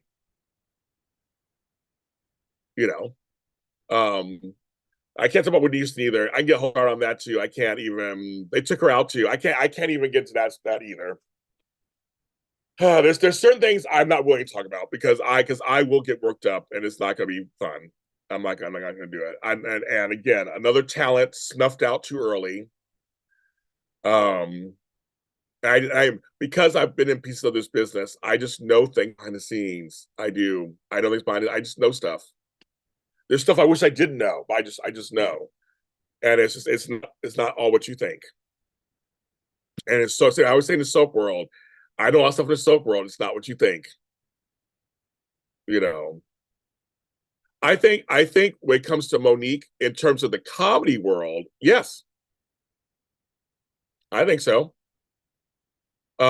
She's put in 20 questions. Queens of Comedy was a huge hit. Everything she put in all the years. When it comes to stand-up, she is a stand-up. They chose Chris Rock. And I like Chris Rock. I love his stand-up. I'm a huge fan of his stand-up. They chose him. Like I said, they choose people. The people, the upper folks choose people to be hits. And I always say in this business, you have to be well liked. That's the one thing. If you're well liked, you'll work all the time. If you become difficult, unliked, you will not work. And especially for women, this is a woman thing, especially. Women are bitches. They're considered bitches. They don't work. Whoopi Goldberg, of course. Whoopi Goldberg's a national treasure. Whoopi Goldberg's a national treasure. And we can start on that either. And there you go. Monique's made more money. That's like Samuel L. Jackson has what? Made more money than everybody in the world, apparently in movies. We know his name, but I'm sure he's not getting paid as much as Tom Cruise or anybody else. But Samuel Jackson, I guess it's like he's helped gross over like $6 billion in films. And I love me some Samuel L. But is he making as much money as John Travolta or Tom Cruise or any of those people? Probably not. The Amy Schumer thing. I love it. I'm an Amy Schumer fan. I have no problem with her. But she got paid more by Netflix because they say she steals jokes. That's a big claim that she steals jokes. The whole thing, I've heard live. Love her. Made me laugh. Love her. She's white. She was the hot thing at the time. She was kind of raunchy, but in a kind of cutesy way, they paid her the money.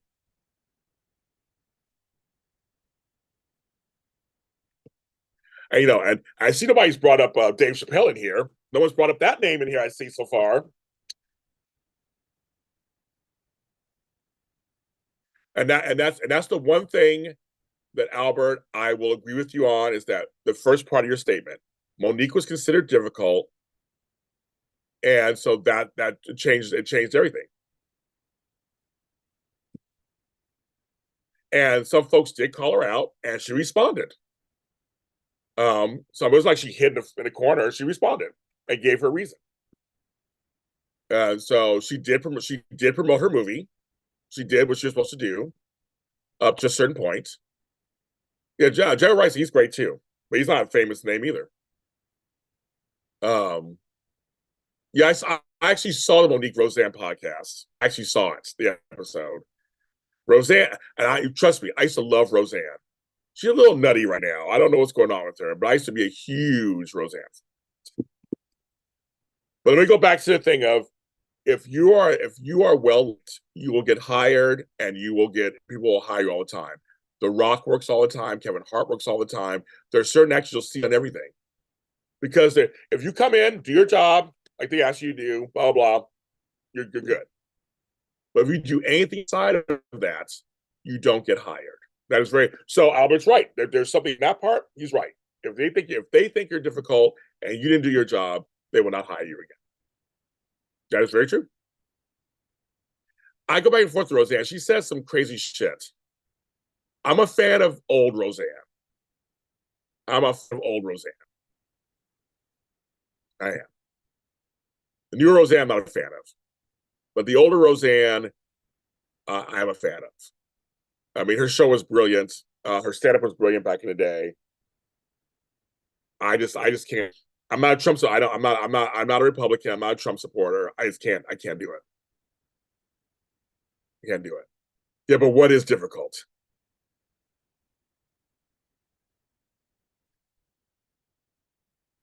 Not always, DC. Not always.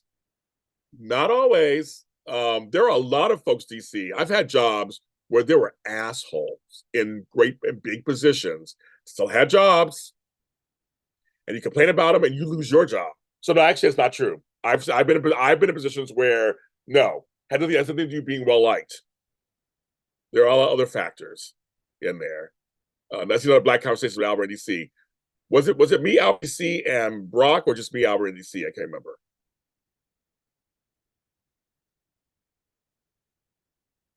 Where everybody has their things. Um, everybody has their line. Um,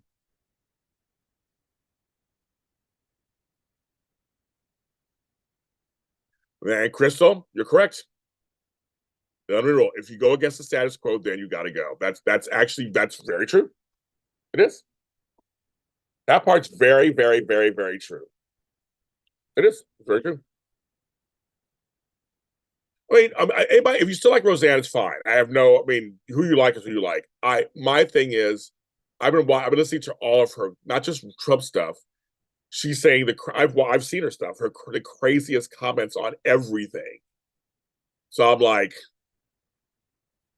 it's kind of like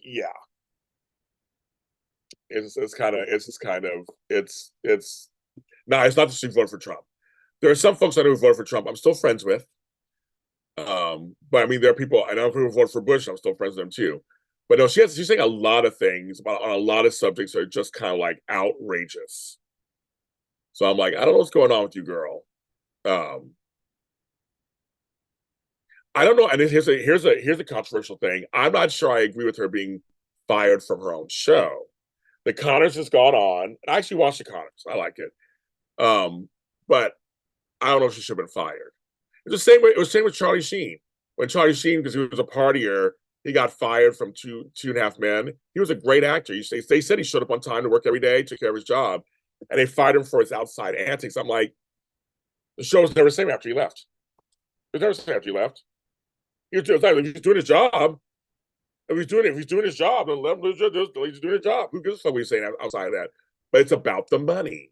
It's the propriety of he's saying crazy things, he's doing crazy stuff, she's saying crazy things. It can't be attached. They dropped her quick, fast, in a hurry. I'm not sure how I feel about that. Right, exactly, Crystal. The way they really did her wrong on that show. They did. And that's true too, Jairus. Behind we did I said it earlier, we didn't know a lot of stuff. So I'm just like, well, they did have a lecture about Erica K in DC, remember? They tried that. Didn't work. But I mean it's but like back to what Crystal Hopkins said, like what is difficult? What is this? What is that? Everybody has a different line. Everybody has a different line. They do. It was really good with Charlie. It was a really good show. He did his job. They said he was doing his job, but see, him and Chuck Lloyd didn't get along. And that's what happens. You don't get along with people, then you're out. So, I mean, that's how it is. I've been on 106 minutes. Oh my God. So you're arguing to people. Why you got to got me started? I'd say these shows, I never know. It's just like my Zooms. You never know what we're going to talk about. That's what's so funny on that. That's why I love doing these shows because I never, I just, it's a safe space for everybody to talk. And everybody in here's talking. It's a safe space. Whether we agree or not, it's a safe space. I don't, you can talk, you can say what you want and have your feelings. I'm sharing my feelings of what I see, um, and I kind of what I know. I don't know everything, and I don't know everything, but there are things I do know, and I'm trying to share it with you guys to help inform your thoughts and give you something to think about. And I just think that, especially for the black folks in this chat, why are we attacking other black folks? That's just my general thing. I'm like, it just seems like we attack ourselves. That's exactly what they want, and I refuse to participate in that.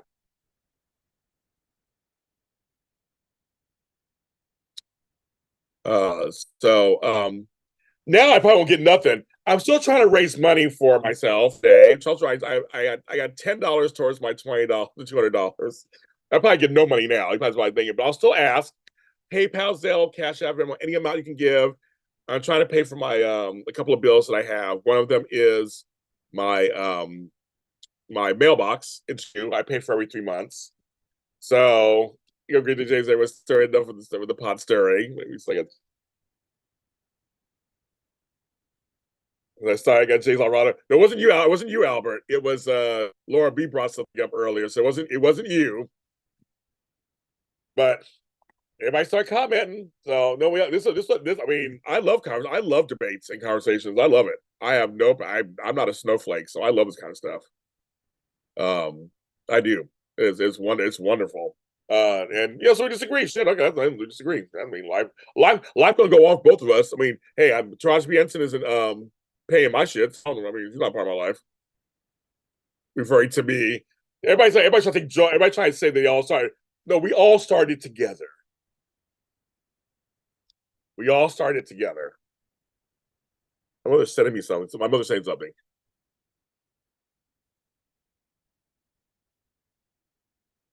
Oh, baby. Oh, baby.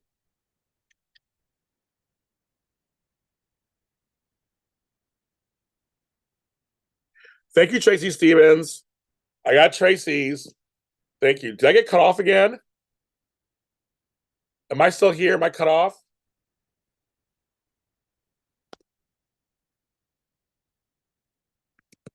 Can you see me?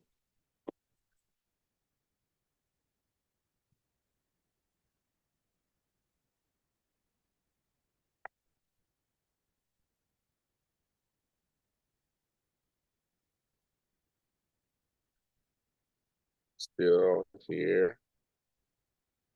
Okay. So Laura B, did I cut off for you? I'm still here. I'm still here. Okay, I'm still okay. Thank you, Tracy. So I got $30. So I'm still $170 waiting to try to get there. Thank you, Tracy. You say you stopped streaming. They said they can still see me. Actually, you still seeing me too. You said I stopped. You still seeing me. You just say you stopped streaming, but you still see me.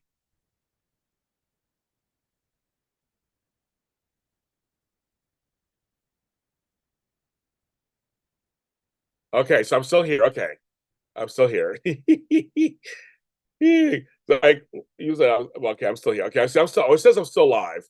I get it. Okay. Woo.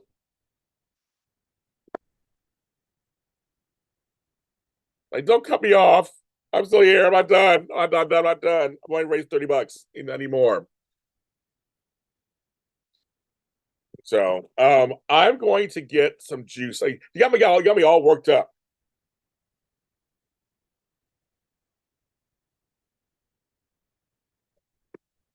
I'm gonna get some juice. And I'm like, woo, be right back. Don't go nowhere.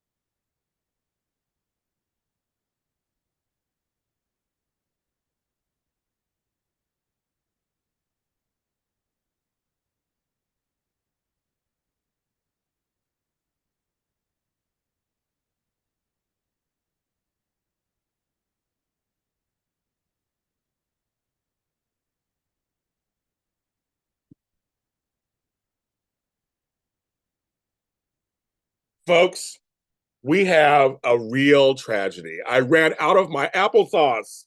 Yet. I gotta buy that too. God bless America. I'm looking for my applesauce. I think I ate the last ones the other day. Dang it.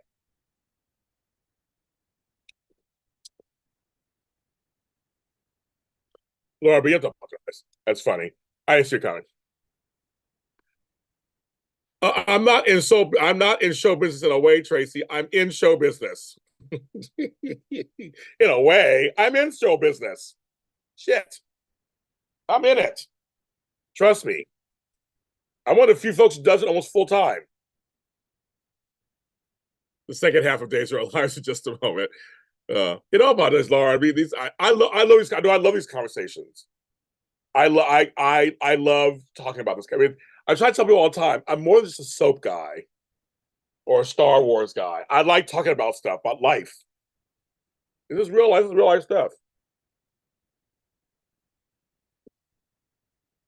Yeah, I didn't even see your, Laura. I didn't even see your comment. So I didn't even see it.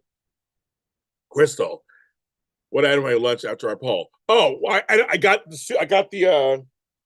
Thank you, Daisy Flower.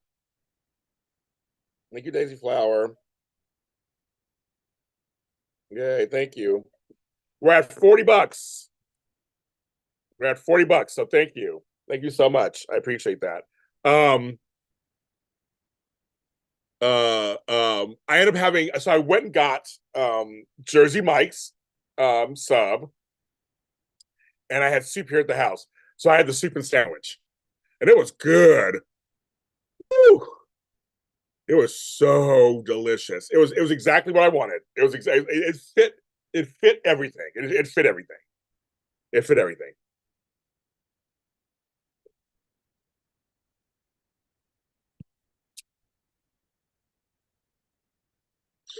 Okay. Well, thank you, Tracy. I'm like, I'm in the business. I'm in it. Applesauce is I love my cinnamon applesauce from Mott's. I get a couple of little cups and it holds me over to lunch. I guess I thought I had two more. I ran out. Do I have one hidden anywhere? I had one hidden somewhere for a while. Ooh, 1 second, guys. I thought I had it hidden somewhere. One hidden.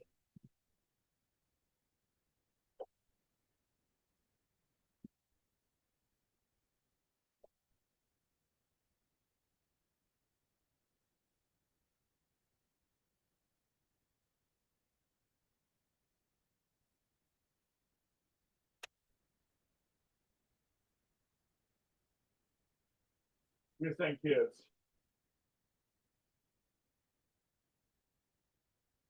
I thought I had one stashed somewhere, but I guess I don't. I thought I did.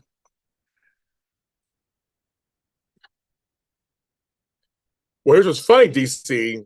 I cook all the time, and I'm tired. I do everything for myself all the time. I'm running two businesses, two homes. I'm caregiving two adults plus myself, being there for my kids and grandkids, being there for my co-hosts. I am busy all the time, and I do actually make a lot of meals of my own. So when I come on here, a lot of times I'm like, I'm tired. I'm tired of cooking. I'm tired of trying. I'm tired. So I have nobody here to cook for me. Nobody here to buy me. So I'm like, that's why I I will say I need so I order out. I support the economy. Let somebody else do it. Oh, Jersey Mike's, I love it. Oh my god. So I had Jersey Mike's. I had a turkey provolone sandwich with Mike's Way with chicken and rice soup. It was the bomb. Oh yeah, my on air sign.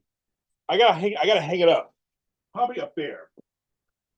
And then I have to gotta turn on.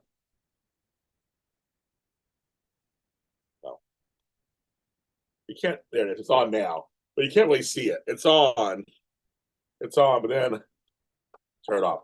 So I hang it up. Also, I'm gonna show you what Flowo got me.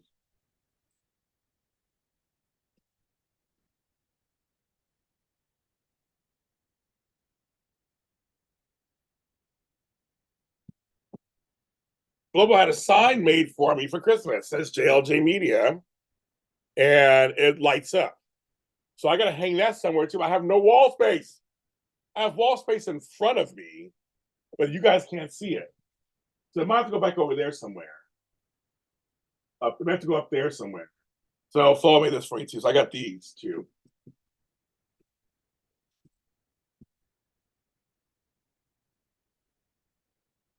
These dogs keep me from time to time. Well, yeah, mates. Football, I see each other all the time. You're just here. You're just here the other day. We spent last Friday together. No, last Saturday. We spent last Friday together. Actually, well, he comes my whole time. He was here last Friday. He was here last Tuesday. He was here. Yeah, he comes by. That was our Christmas exchange. I love it. So I got to find a place. That's what I'm thinking because my Hope door is going to stay the Hope. Oh, Hope door is going to stay the Hope door. These lights are going to come down. The tree's going to come down. Obviously, going to come down. My dancing women right there. So I'm thinking either above the dancing or above the curtain. There's a plug down here. So actually it can go right down. Yeah, so I'll take that light off. That light's gonna come down. I wait till I celebrate Three Kings Day. So I wait till the 6th. So Sunday, so Monday, the tree will come down, that light will come down, and the rest of I start taking down some of the Christmas stuff. So I took some of the Christmas stuff down. So I'm waiting to take more. I'm waiting to take more. Work it out.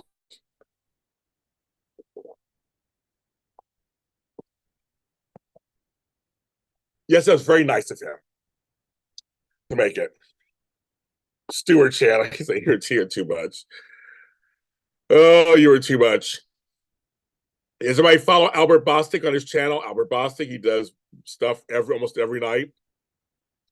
DC Soap Sanctuary has his channel too. It's right there also. DC Soap Sanctuary. Check out his channel. Again, I support my fellow black men. So no matter what our opinions are, I support them. Check out Brock TV. Check out Lounging with Tony. Check out Football Boys, New Amsterdam, Dish and Days. I support my black peeps. Support all of them, all my black men. With them. GH Sunday Shift. Check her out over there. Them over there. Everybody. Yeah, so we're waiting for Epiphany or Three King, whatever you call it, King's Day, Epiphany. Waiting for the 6th. I'll take it down. Give us a little promo. I don't support you guys. I'm like, I don't care what our opinions are. It don't matter to me. Again, I keep telling you, I will always support black folks. I'm not going to tear you apart. And Flobo's here. He goes. I said. I just showed. I just showed the sign. So Flobo who's in here is the one who bought me the sign. So I'm thinking up there, Flobo, above the curtain. There's actually a plug right down here that you guys all can see it because the Hope Door stays the Hope Door. We got to figure that out. We got to figure that out. Chad Demira. He's calling me. He doesn't even know who Chad Demira is. Flo doesn't even know who Chad Demira is. He knows Mardevil. He likes Mardevil, but he'll know Chad Demira. But he would be the Chad, yeah, because he's straight.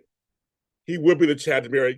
So Flo is a gay straight friendship on days, and Chad is a straight guy, and Sonny's the guy. So it would be us. Scream mirror. You got to scream in the mirror and Flo. We got to scream in the mirror. That's right, Crystal. I just do. No, Tony and I didn't celebrate yesterday, but I did call Tony in the morning. My mother and I both called him in the morning, did a three-way phone call and sang to him, and we talked for about half an hour, the three of us, caught up. And I'm going to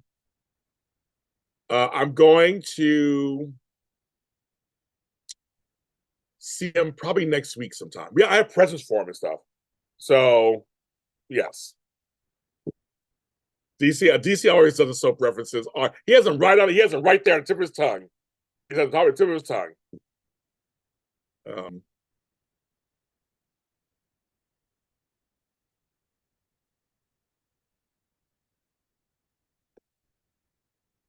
He's funny. Yeah, Flobo's one of my best straight male friends. He is. So yes. And he lets me flirt with them all the time. I flirt with them all the time. I'm a bad gay guy. I flirt with them all the time. I always hit on him and everything. All the time. He lets me do it. JLJ isn't ABC. Yeah, tonight. It was at 10 o'clock at night tonight. Like 10 o'clock. Really? That's the time slot? From 10 to 11. Ugh. It's tonight. The 4th. It's tonight. It's tonight. It is on tonight. Who are Billy and Chuck in WWE? Do I know them, Flobo? Have I seen them? Yeah, no, I love the sign. So I have the on air and I have the JLJ media sign. I gotta put them up. They both light up. I want you to see them. I don't want to put them up here. Well, actually, the on air sign I might put outside in front of my door. That's what I was thinking. I just turn off my. I have a little. I live with my brother, so I have the front. I have a thing that says session in or out. So I like flip it, And I'm thinking, this could be actually good. My brother, because what's sometimes, are you on air? Well, I wasn't watching early 2000s. No, I stopped. I watched up to almost the late 90s. And then I stopped. It was like mostly mid 90s to almost late 90s. And that's when I stopped. I said, like, so when I came on your show, it was almost like 20 years that I've seen anything. So I was in the house. You're so good to me. Oh my God. I guess I can go on YouTube. I'm sure there's shit on YouTube, right? I go on YouTube and see what you guys are talking about. I'm almost scared to. But yeah, besides those two things I want to put up. Yeah, Flo, you just missed a very heated conversation. Crystal, I agree with you. I don't know why they're doing it at 10 o'clock at night. Why not 8 o'clock? Because I know it's like the Golden Bachelor or some shit like that. Like, why don't they have us on from 8 to 9 and the Golden Bachelor from 9 to 11? They're doing it the opposite. It's like he's on first and then we're on at 10. Like, we're all old. We don't even stay up till 10 o'clock at night. Shit. Well, I'm demarring it. So I'm gonna try to because I want to watch it for you guys so I can do so I can do a review of it. It is a General Hospital 60th anniversary special. I have not decided if I'm going to do it on a GH show or a daytime today.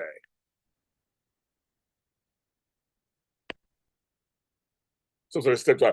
Yeah. I mean, General ABC Disney does not give a shit about General Hospital. And Jacarius, you're correct. They should have did it last year. What the fuck? It's almost the 61st. Don't get me started, kids. Why are you guys getting me started?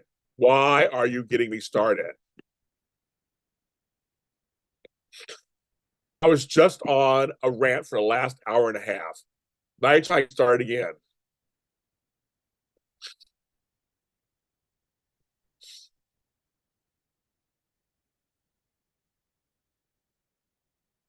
Ugh.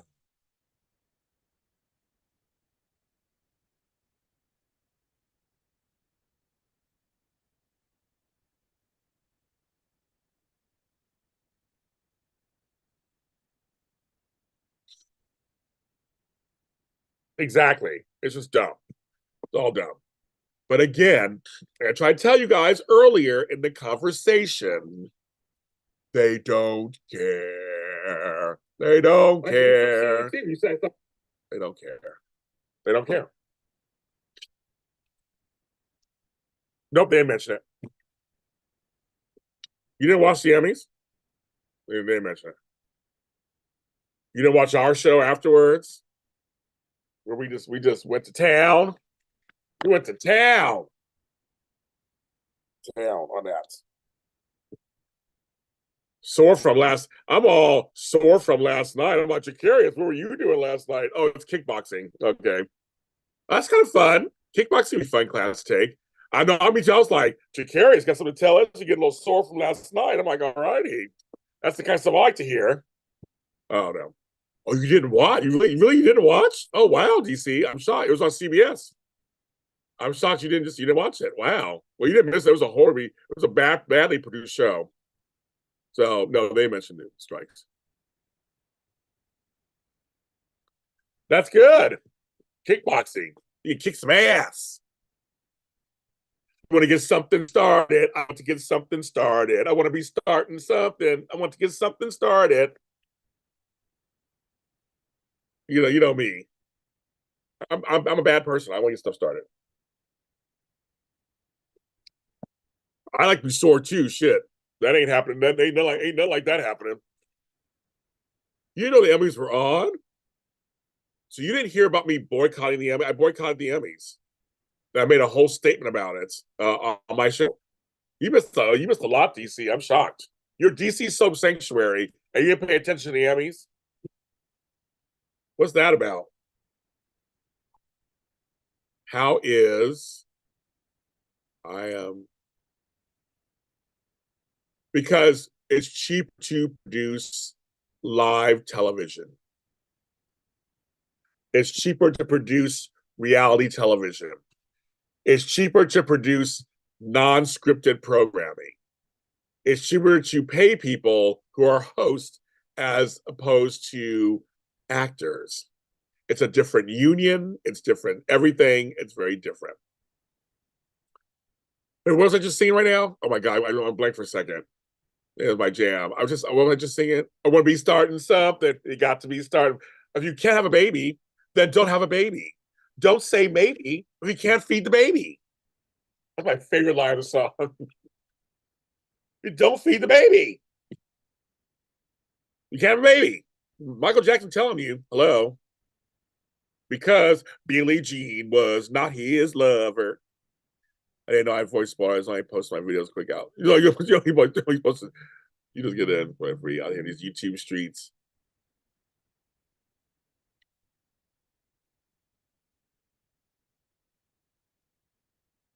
It was interesting. My day review was interesting.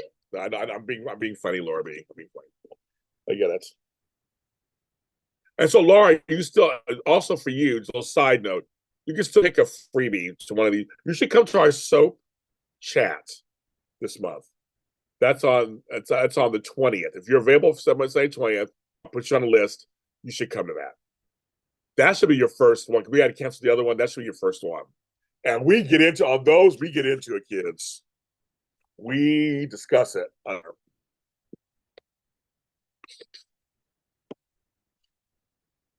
We do. Do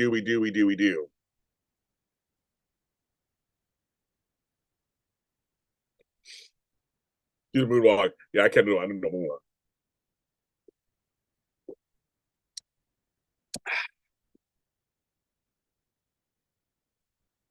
I know. I started off the show singing Dionne Warwick, and then now we're on the Tired Emmys. It was great. So our soap chats, we talked for like 4 hours.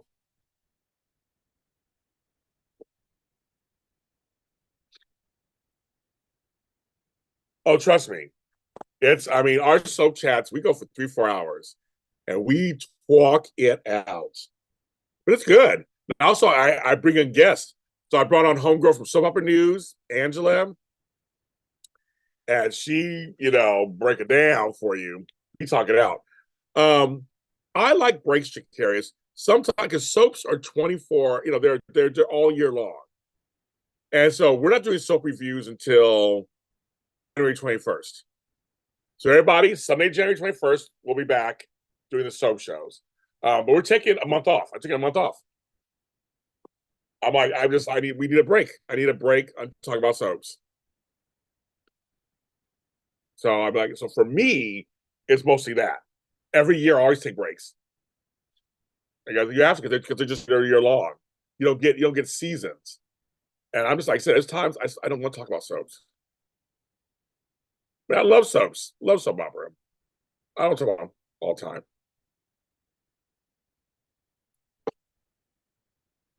Talk. Not to talk.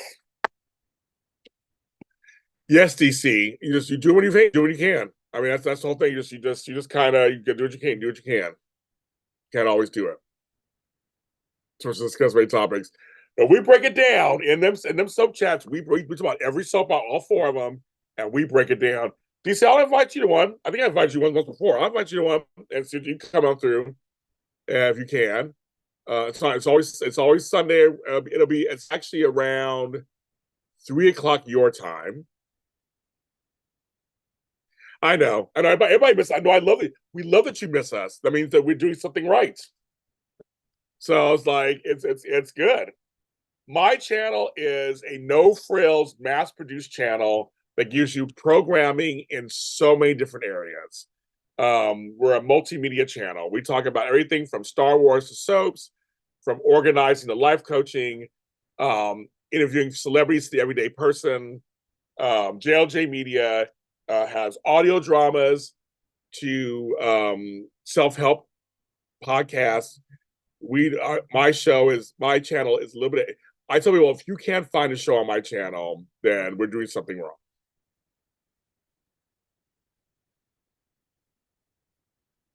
There you go. That's how I describe my channel. Your Tina Lord. Well, they messed that up in the Emmys. Oh, that's another story. You didn't even watch that, so you don't even know. So I took that note down, Meek. Actually, I took that note down as a possible show. That's something that that is the recast, soap recast. Yeah, Laura, you should come. So she was going to come to the thing on New Year's. We canceled that. But yeah, you should if you're available. We have one in February too. But I think you should come one of the soap ones, Laura. It's the biggest. We have the most people that come to those. I think you'll like it. Actually, everybody gets a chance to talk. If you want to, we have a good time.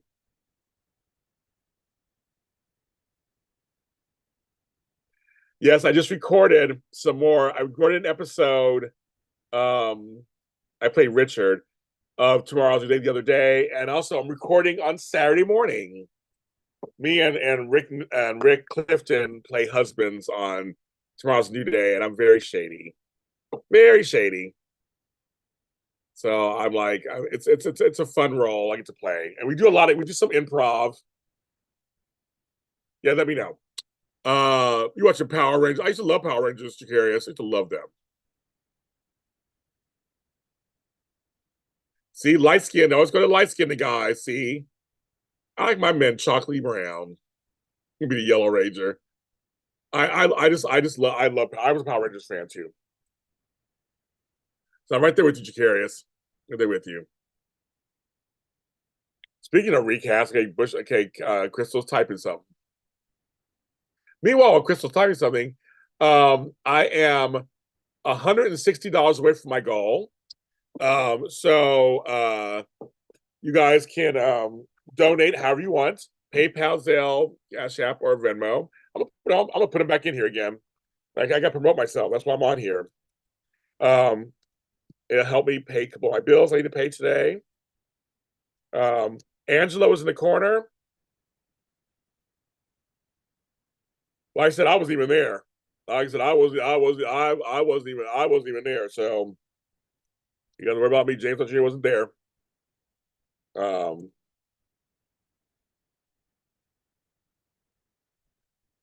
Hershey bars. I'll tell you, I think black is beautiful. Of course, all colors are black. My family, I'm mixed race, so all colors black are beautiful. But I'm just saying, people sleep on dark skin folks, and I'm like, they're beautiful. My chocolate twin, Tony Moore, very handsome guy. He can't get arrested, it seems like. And he's a very good looking guy, very talented, very loving, nice chocolatey brown guy. Come on, folks. If you like Tony Moore, tell him. Tell him you like him. Shit. So, PayPal, and Zelle. Tell him. Tell him James sent you. Like, come on, folks.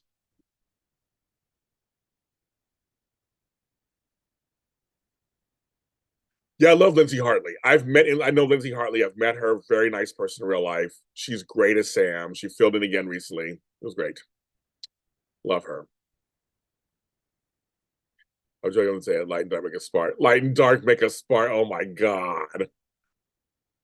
Oh my god, that's so funny. It was quite. I love that day. That you said light and dark make the spark. Flobo, what do we think about that, Flobo? What do we think? Flobo is the authority on this. I want to see what he thinks about that. I mean, seriously, I would not be here. Again, it's another one of those topics. I would not be here for interracial marriage. I would not. My kids would not be here. My grandkids would not be here for light and dark. I mean, we would be here. My brother's light skinned. My sister. I mean, I get it. I mean, I get it. I'm not super dark myself. I'm medium brown myself with hints of yellow. Um, but I do. I appreciate black folks. I appreciate that. I like my browns. I like people who are brown. I love it. I love my brown skinned men's and women's. I do. Certified corn. He said certified corn. Oh my god, that's so funny. Certified corn. Like little corn emojis. There's corn. I drink the spark. Oh my god, I love it.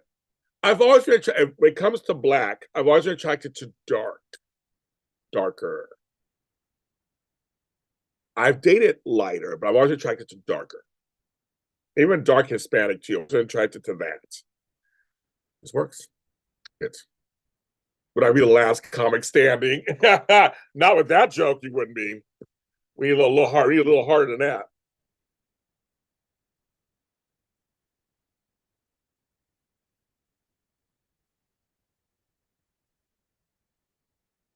Like, nope. My brother just sent me a message because on my episode of Darth Vader is Your Father, it's out today. I have my reaction to the new director of the new um, Star Wars film. She's an Oscar-winning Pakistani Canadian, and he keep using the words woke. My brother's like, he read an article. I read articles too. The men of the Star Wars universe are losing their shit. They're losing their shit over her being picked. So predictable. Some reactions are just predictable. I'm like, that's predictable. Predictable. I just want a good Star Wars movie. That's all. That's all I want. I just want a movie that's good. I can go, wow, that was good. That's all I want. I don't care who directs it or whatever. I just want a good Star Wars movie. That's what I want. That's what I want. That's it. That's what I want. I've been on 2 hours. Wow. I did go on a date with a white guy years ago. You know, I said, you have a lot of, I had a lot of snacks. Once you go black, you'll always have snacks. Oh my God, DC. See, DC, you're lucky. You're good looking. A lot of folks will overlook those sayings. If you're not as good looking, you have to work harder for stuff like that. But yeah, for you, you're lucky. People think you're good looking, so you can get away with that. Ugh, I couldn't get away with that, but you can. You're young. You're tender. You can get away with that stuff. Apparently, I know DC too much. You can get away with that. Yeah, I don't know why Kelly Monaco's out. I don't know. Why are they crazy? You know, why are they crazy? Yeah. Yeah. Yeah. I'm telling you, that whole race thing, it's happening again. Like I said, I think it was Cat Williams was talking about it, and up here, we can't have nothing nice anymore, people. Nothing nice. I don't care who anybody dates at this point.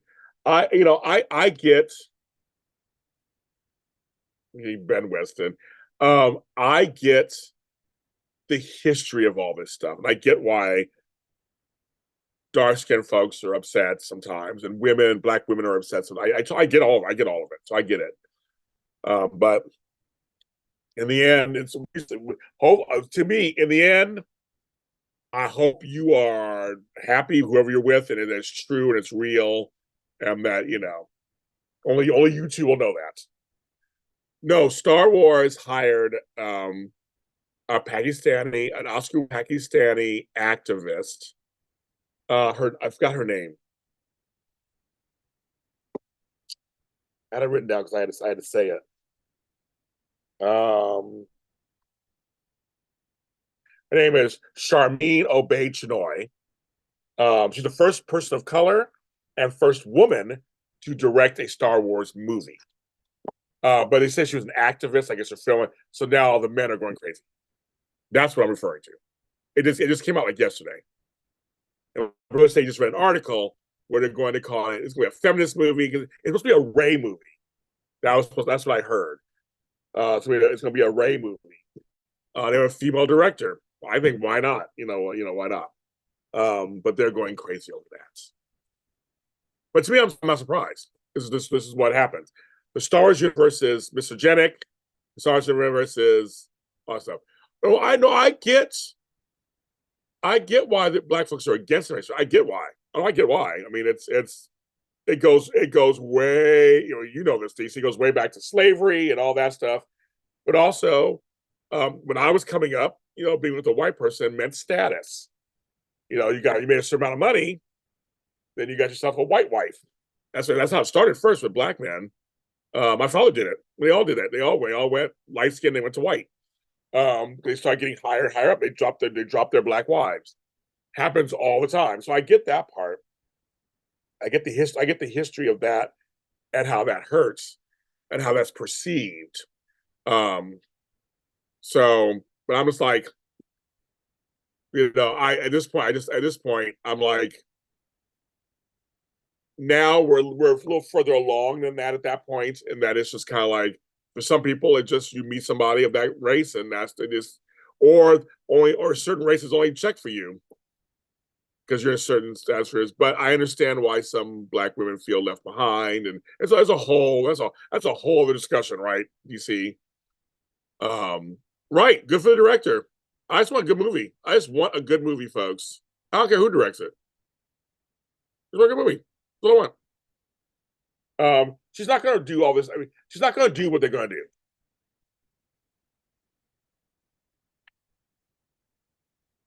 Well, you see, and that's the thing. See, my thing is, you should be open to all, but for some people, they feel like they're not open to all. I mean, here in LA, there's a lot of racism. I've taken Flobo to West Hollywood, and there's no black people there. He's like, where are the black folks? I'm like, there isn't any. That's why I don't go there.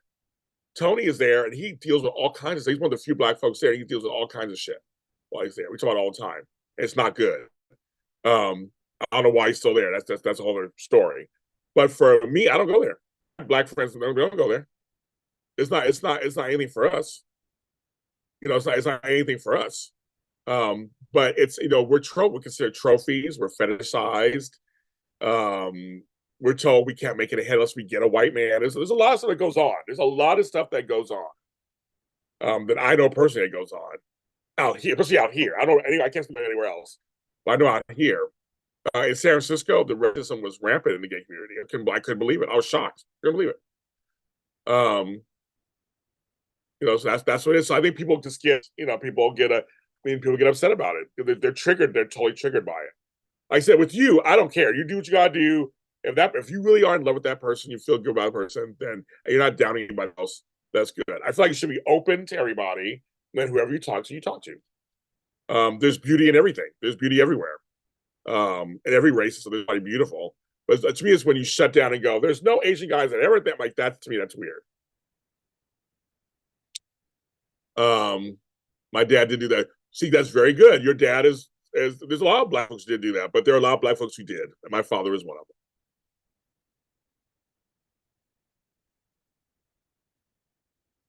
I think people who are concerned about someone saying their race is more so concerned about someone saying their culture. It makes sense. Well, yeah, the whole thing is you don't want. I've dated whites, and they're comparing me to Soul Food, the movie, and I'm like, my family isn't like that. All black families are from the South. Not all black families are from here. Like it's like you don't know we're not just this one type of family. So I think there's a lot. I had a lot of things said to me or they talked to me a certain way. I'm like, I don't talk like that. Or if I didn't talk a certain way, you don't talk like that. Like so, I mean, I'm saying I've had personally myself all the different things that they try to put on me what they think black is, and that's just not good. So yes, you're wondering, okay, or they really see things differently than you do, and just fundamentally, just things you see differently. Just like mixed religions, it's the same thing. So you can find a common ground sometimes you can't. And see, so I don't think she's going to push a feminist agenda. I don't think that's. I mean, I don't think that's going to be it. I mean, people are already scared what she's going to do. I'm like, well, maybe she wants to direct a movie and make it. Maybe she'll make it very Star Wars and make it give us a good story. I don't know. Well, there's a whole thing too, DC. Flobo, I talked about that. Flobo is first generation Black American. His parents aren't Black Americans either. They're from the Caribbean, Barbados. I come from blacks from the Caribbean also. You're right. It's a very different thing in terms of culture. So that makes sense, DC. No, that totally makes sense completely. Um, However, colorism is everywhere. I saw it in the Caribbean, so I know it's everywhere. But yes, but in terms of culture stuff, yes, very different. But black Southerners different than black Northern, black Midwesterners different than black, the major cities, cosmopolitan. It's just saying the whole point is that black Americans aren't all the same. They don't all have the same experience. They just don't. I have a crazy snow day. I've never understand anybody else saying marriage. We are all mixed. On solo, yes, right. I understand. Like I said, I do understand why people are upset. I get why it's triggering for them or hurtful for them in certain situations. But I agree. What people do is their business. I mean, it's not hurting me. I mean, you want to date a white person, marry him, sure, okay, go ahead. But in my own family, colorism is a major thing in my family, and it's been that for years, and it's been detrimental in everything. They're prejudiced, right? It's true. Exactly. Well, DC, I found this out last year. Why don't you put your mother in a home? Why don't you put your father in a home? Why don't you do this? I'm like, in certain cultures, you don't do that. You don't tell people. In certain cultures, you just don't dump off your relatives. You take care of them. I was trying to explain to people, my mother doesn't want everybody in her house. So we're very selective on who can help her to come over. It's a little maddening for me, but it's a cultural thing. And a lot of folks will understand this. You just don't have everybody up in your house. You just don't. So I learned that lesson from people's attitudes last year. Well, things, why are you taking care of your mother? Why do it? Well, first of all, she's my mother. I'm going to take care of her. She almost died, but I was getting flack for it. Like, how do you get my flack for it? But that was like, there's certain things that no, I will be doing it. No one else will be doing it. So you're right about that, DC, completely. Yeah, many black. There's a lot of racial couples now with black women, white men. Happening a lot now. Friend, we were discussing how men were represented today outside race because of the backlash that happened. Well, exactly. Again, to me, because I grew up in that, I'm a little older than you are. I grew up in that era where light skinnedness and whiteness were so revered, and to me, that was the problem. When you actually down your brown sisters and say, I don't want you because you're too dark, your hair's too nappy. That was happening all the time. So it didn't happen in a vacuum. When it first started, it was happening like, why do black women don't want me to tell you about what's going on? I was like, because you're actually saying that we're ugly by the way we look, and you think that's better. That was the problem. See, that's what was happening at first. DC, not just this. Well, I fell in love with a white woman at work. I just want to be with her. That was not the deal first. Let's not romanticize it. I'm not saying you're doing that, but just say let's not romanticize it. It was start out because they thought that was better. That's what was going on there. Now I think it's different now a little bit. It's different, but back then it was a lot of that. So I don't know. That's it. Unless I'm telling you, DC, I got that from white Americans would tell me that. DC, I know. I told her dad, he was like, yeah, buttercup. That was, well, beauty, the whole brown paper bag shit. You're too dark. You're not dark as brown. You're not part of the family. Your hair's too curly. My friend's mother, she brought in Mexico and she, like I said, had my hair. They just shaved her head. She was a kid. She was traumatized for years. She shaved her head. They was do with it. She came to America and found, oh, there's products to help with my hair. And now she's a hairstylist. So you go, Mr. Linda. But she told me a story. I'm like, what? They shaved her head. That's totally traumatizing. That's in Mexican culture. That's something that's another story too. Latino culture, another story. One story is racial yeah, exactly. I said, I have no problem. Again, I have no problem with any of that stuff. I think it's great. I think it's wonderful. Everybody should study, but it's the downing of people as saying to make other people seem better. That's the problem I have. In class 2 weeks ago, how Americans and Western cultures are individual, and how more about individual, not the collective. Something is good, sometimes it's bad. I think we're of a herd mentality in America most of the time. We follow the herd. What they say to do, we just follow along with them. And then in some cases, it turns individualistic, but it's still part of the larger picture where people are just like, they don't accept me for who I am. I don't talk to them. And it's like a lot of people gay folks of color still talk to their families. They're still involved in their families. And accept certain things and actually are fine with them. Where our white counterparts are like, how could you do that? You're cutting off yourself. You're not being fully who yourself. We're like, I don't give a shit. I'm fine. Like, who gives a shit? I still want my grandmother. I don't care if she likes what I'm doing, whatever. I don't give a fuck. I just like, it's like, they don't understand that. There's certain things that people just don't, that certain cultures don't understand. That other cultures get it. I do race shows every month, Crystal. Are you missing my shows? Okay, so it's a good point for me to bring this up then. I have a show every once a month.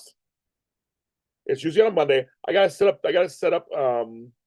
this month. I gotta set up this month. I gotta call Jared. Jared Carroll and I do a show called Ice Connections Race Talk, and we get a nice little crowd. It's good. Check them out, Crystal. They're here on YouTube, or go to Extra Connections on any audio stream service, and we talk about all things we did for 2 years. Also, I have a podcast with them called A Black Guy and a White Guy Confront. It comes out every Friday. We have 26 episodes. Just finished our first 26 episode run. We're gonna do more. Check that out. It's audio only. Check that out when you get your stream service. So those two things. So I do talk about race every month. that's already done. So I understand I have a lot of shows. Race Talk. And it's called A Black. So my mother's calling. 1 second. Benita, you're on the air. Say hi to the folks. Hi, folks. How you doing? Okay, this is my mother. Happy New Year. Happy New Year. And so, is this what's going on? We found a jacket. Anita found one in her closet. Oh, okay. So it's wool. And it's not bulky, because I said it's too bulky. We ain't sending nothing anymore. Yeah, we can. Yeah. Find out. Okay. And I sent you pictures of the rainbow we saw. Okay. And Lucy out there. Okay. Okay. Bye. All right. Bye. Bye. Bye, buddy. Bye. That's my mother. Say hello. Telling me stuff. I'm handling it. Everybody, they have to answer to me. I got all kind of stuff going on. Right, your parents never put you away. Exactly. Your parents would. Crystal's right. Your parents wouldn't send you anywhere. Like, you take care of your people. But the whole point, DC, you're right. It's just you figure out how to have them in your house. You just figure it out. But I do have 2 shows that talk about race all the time. So there you go, folks. So Crystal, check those out if you haven't. I do them live. We do the live shows. We do the shows at night, Crystal, usually around 7 p.m. Pacific Standard Time, once a month on Mondays. And we're on live. We're on live for at least about an hour and a half.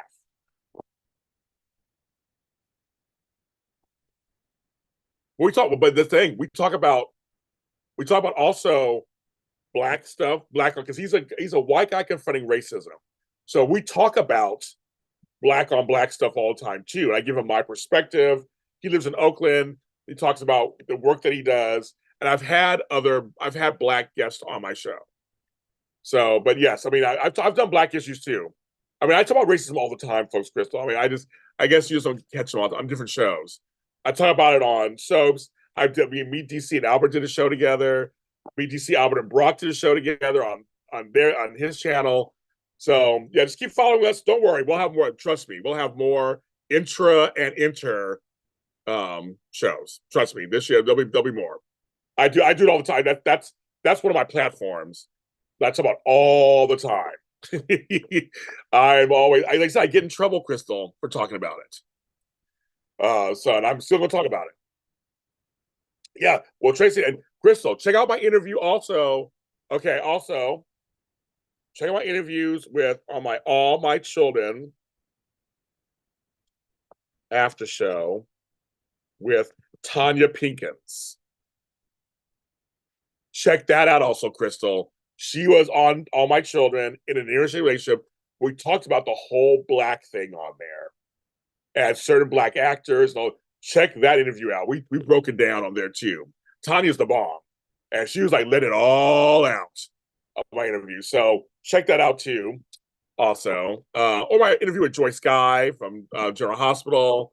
We talked race on race stuff. Because she's a black woman. Oh, that's her. No, trust me, Crystal. I'm always bringing it up because no, because Crystal, here's the deal. Come closer, Crystal. No one else is talking about it. No one else is talking about it in the soap community. There on the level that I'm on, Michael Fairman doesn't talk about it. Alan Locker doesn't talk about it. Even my talking to Tony Moore doesn't talk about it. They don't talk about race stuff. I talk race stuff. I bring it all. I bring it out. I talk race stuff. Maybe some of the others may talk about it here and there. They're like little rung below me, but people on my level that I'm on, they don't talk about it. I do all the time. I Peter Bergman. Check out my interview with Peter Bergman, Crystal. A Wine on Me Spotlight with Peter Bergman. We talk about Cliff and Angie, and he talks about it with Peter Bergman. Check that out. We talk about that. How he wanted it, and he chose not. They did not want to let it happen. There were two doctors, two good people. Why couldn't it be together? Talk about it. I don't think they're nervous. I just think that they don't. I mean, well, the other ones are white, so while they have no thoughts about talking about it. They'll probably tell you it's not part of their show. It's not their brand. Tony, see, it goes back to you have to ask Tony why, but it goes by. I feel like it goes back to the black thing. It's some black folks don't want to talk. They want a utopian society where everybody just gets along and everything's perfect and white and black, and you don't talk about it. Where I'm like, no, it's not perfect. I'm going to talk about it. So, and I would say you're right. Again, I will never down talk my black folks. Tony's a great host and everything. I love Tony. But they don't talk about stuff like that. They just for him, he doesn't want to talk about that, and that's just his own. That you have to ask him why he doesn't. But and he'll probably tell you why he doesn't. But for me, I always bring it up. Thank you, Crystal. I do discuss issues that aren't normally discussed. Now, Alan does was no. See, here's the thing. Alan talks about Jewish issues because he's Jewish, and he does promote that. And he has some. I actually have learned some stuff on a couple of his shows. I watched a couple of his shows, and I've actually learned some stuff on him. And I again love Alan. Alan's my buddy. I love Alan. But he talks about that. But he does special episodes about being Jewish and some of the plight. So he does that. But I'm talking about in the general sense about the soap opera interviews and stuff. That's not brought up. He'll talk about gay stuff, Jewish stuff, and again, maybe that's like you're right, DC. That's his wheelhouse. But I feel like our allies should say something and should actually have talks on it for their audience. But that's just me. We don't see color, right? Right beauty for ashes, right? Why are you guys it's like my third soapbox of the day. Why are you guys doing this to me? Making me work. Oh, I'm on a soapbox today again. People will be like, fuck this James Law Jr. guy. What the fuck? But he is hanging in there. She's hanging in there. But thank you guys. I know I will always bring I will always bring I will always try to bring topics that no one talks about. I mean, we talk about it on the soaps. We talk about Emmy. We talk about race and everything. I talk about race and sexual orientation. Crystal Hopkins knows I talk about disability. I talk about mental health issues. I talk about my own stuff. I give you guys. I'm very transparent. I talk about everything. I'm on here trying to make $200. I'm not fronting. I'm like, you guys, I need some money to pay some bills. So far, I got $40. I'm still on here, still trying to get it. I'm a very transparent person. Very, very, very transparent. And I think there are this locker room, yes. No, and again, follow Alan Locker. The locker room, I love Alan. I love it. He gets really good interviews. He has a lot of people in his past. I've helped him in the past. You know, he'll tell you that. I've helped him in the past. I've been on his show several times. No, he's a great guy. So I have nothing against him at all. I want everybody to say, James hates. No, I don't. I'm not. I'm a fan of Alan Locker. So everybody know that. I do love him. He supports me. I support him completely. But I'm just saying, but in terms of the mainstream soap press, I talk about race and he doesn't. People Magazine came to me about Steve Burton and the stuff that was going on with him. They didn't go to anybody else. They came to me because I will tell the truth and shame the devil. Yeah, I know. It's the Wine Harmony Spotlight, Crystal. It's on YouTube. Wine Harmony Spotlight, Peter Bergman. Type that in there. And it'll pop up. It's good. I know, as you didn't see it. It's good. It's good. I had it for like 20 minutes. I got it for like 20, 25 minutes. It was a quickie. Well, yeah, Days interesting. I was gonna say something. Blank all of a sudden. I was gonna say something. Um,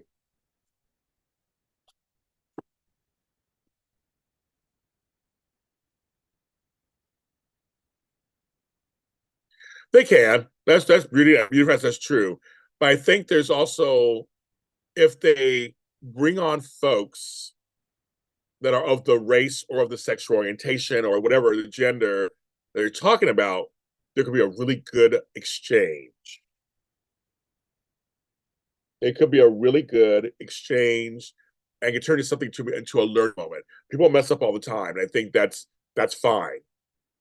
I think that's fine. I think you still shouldn't be afraid. I mean, my whole thing is then get people on your show and you discuss it together. It is uncomfortable about race, sexual orientation, gender issues, disability issues, mental health issues. It's totally uncomfortable. Life is uncomfortable, folks. Life is uncomfortable. Well, see, I think for me, why a lot of women are fine with me is because I don't mansplain. I don't mansplain to women. I just give my full support to women. And I speak on issues, I'm speaking from a supportive place, not a judgmental place, not a judgy place, not even a teaching place. I'm speaking of I am supporting you. I see what you're feeling. I'm very much about validation of what women are feeling. I come from that place. And then I had Candace and Christina on last year. We talked about women in dating and Black women in dating. I brought them on. I brought them on. We talked about it. I said, please, I let them talk. That's the other thing. A lot of hosts tell people talk. I let them talk. I mean, when I say let, meaning I shut my mouth up and I asked my question and I gave them the space to answer the question. Mansplaining is where you're trying to tell women how they should feel, what they should feel, or you're trying to explain to them how they feel. When it's like, no, the women can tell you themselves how they feel. You're not a woman. They can tell you how they feel. That's what mansplaining is. Gay-splaining, when you try to tell a gay person, I see, so you feel this way, blah, blah. No, that's not why I feel that way. That's gay-splaining. When you try to tell somebody something they already know, but you say it in a kind of condescending way where you're just like, okay, now you know women aren't strong as men, so you understand why we don't have you. I mean, like, that's mansplaining. Like I don't do that. I don't do that at all. When I did a while back, I said how much I support my Black women. The whole Spree Nation was like praising me and giving me like, thank you, James, for saying that. We feel you support us. Like they told me, and it was very. I cried on you. I was sitting here crying on a show because I was like, I support my Black women. I just do. They don't get enough support. They just don't. And I will always support Black women. My Black women are my sisters, my mothers, my aunts, my cousins, my daughters. It's like you have to say it from a supporting place. I think that's what it is. And see, there are a lot of folks right now with the whole Israeli Palestine thing. It's a tough. I don't talk much about that because I don't have a lot of knowledge on that. But I support my Israeli friends. I support my Palestinian friends, and what they're going through. I come from a supportive place. Like, what do you need from me? How are you feeling? What's going on? I think anybody can do that. If you get out of your own way and don't make it all about you, just you can support anybody. You don't have to be when you make it about you and what you think you know and what's going on. So no, if a woman isn't. So I say, what do you feel? So a woman do that is they call women's splaining. No, it's not. That's not why mansplaining was invented or gay splaining was invented. No, that the whole thing is where you're down talking to someone that's the opposite of you. That's what the whole splaining thing comes from. That has nothing to do with woman on woman. Yeah. Woman on woman doesn't do anything, or gay on gay, or man on man. That's the it's if it's same that doesn't count. So no, it's not the same. Now you could be condescending as a woman to a woman or whatever, and that can be whatever, that kind of stuff. But the word splaining, that all that meant that became the term. It's a specific term. That's what that is. That's literally sexist towards men. Wow. And here's the thing. Albert is not alone. There are a lot of men who feel that way. Like I said, it's a safe space for us to talk, and I completely disagree with what Albert's saying. But that's there are a lot of men who think that way. They do. They think that. They think that's what they think it is. I'm like, wow. Okay. Okay. I got like 10,000 kids. Yes, you hold space for others. They don't do that. They don't. There are a lot of bad interviewers out there too. There are a lot of bad interviewers. So,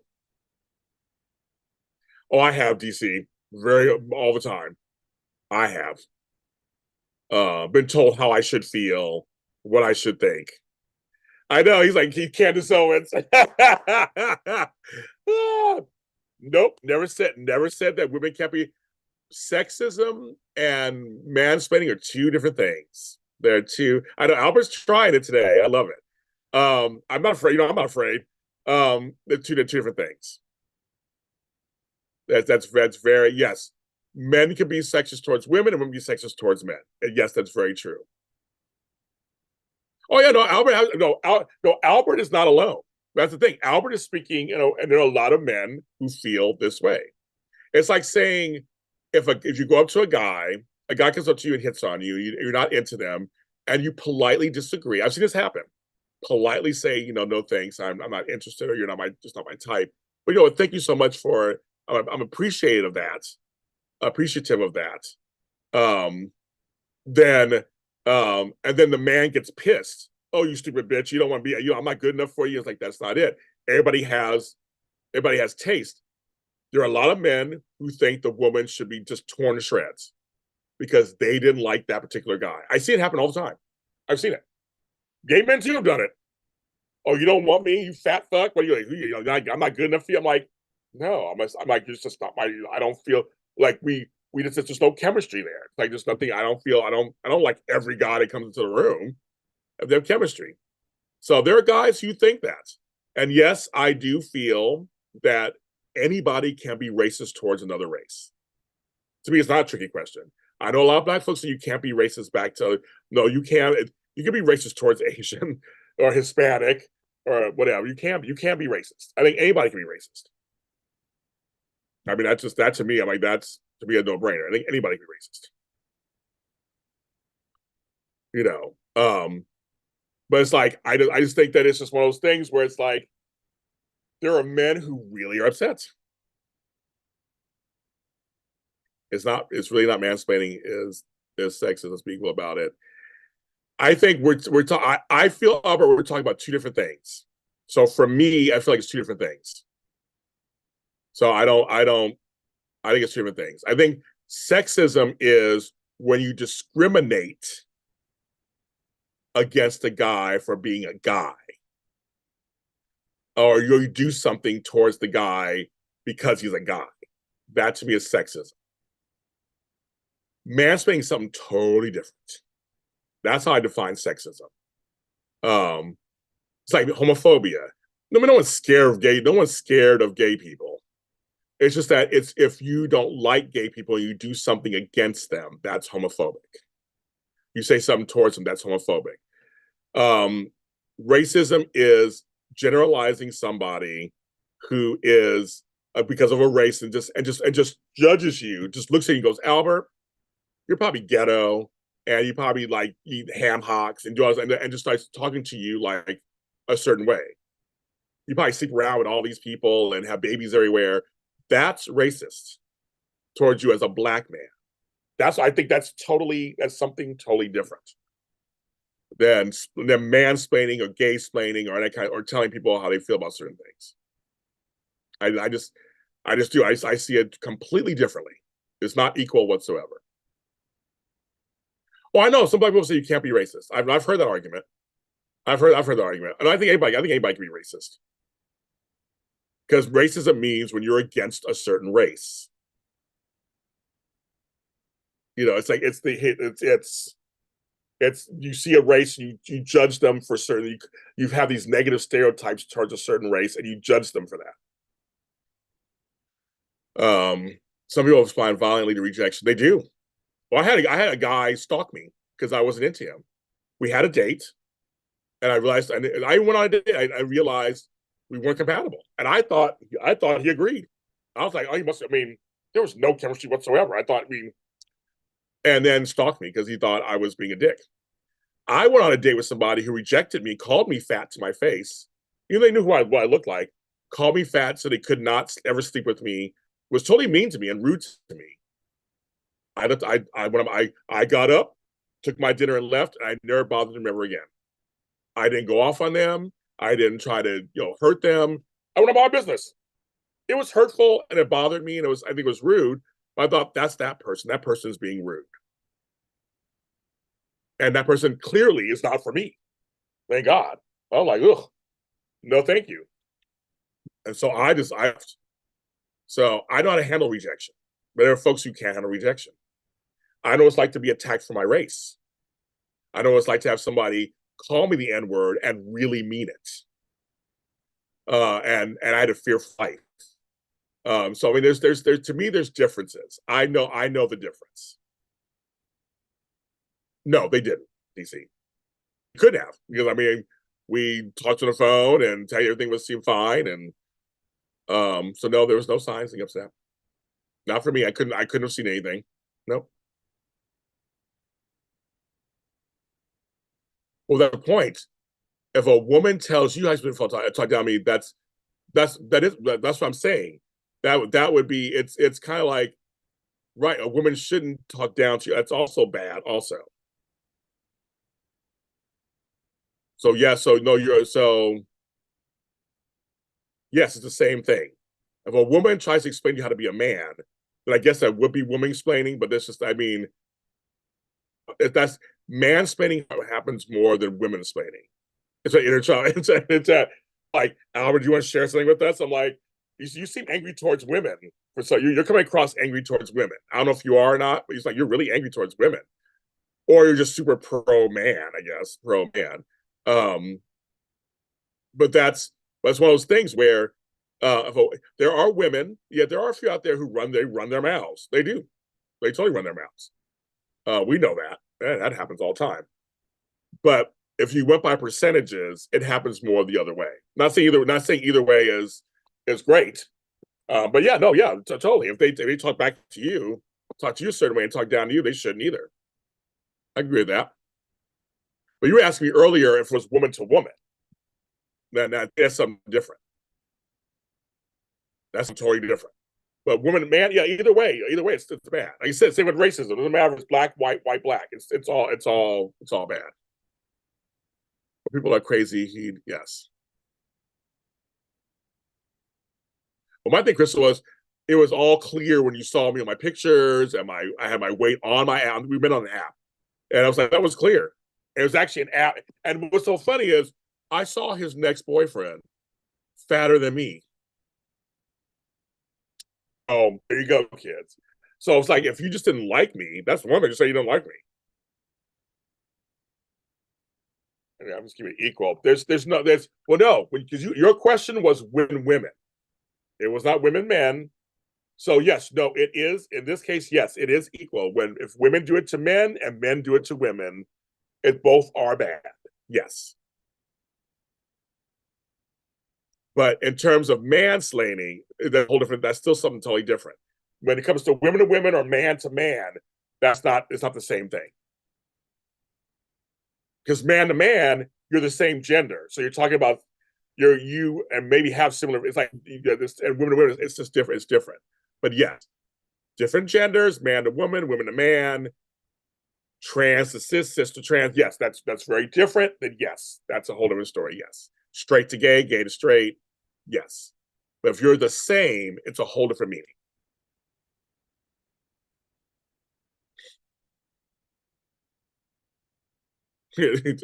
Both sides. Oh, thank you, Ellen S. Thank you, thank you, thank you. Thank you, thank you, thank you. We are at $65 right now. Thank you. So we're like 130 away. 130 away. 130 away. Very good. Thank you, LNS. Thank you, thank you, thank you. We're 130 away from my goal. Thank you very much. We're getting there. I've been on here 3 hours. I'm gonna stay on here until I make my goal.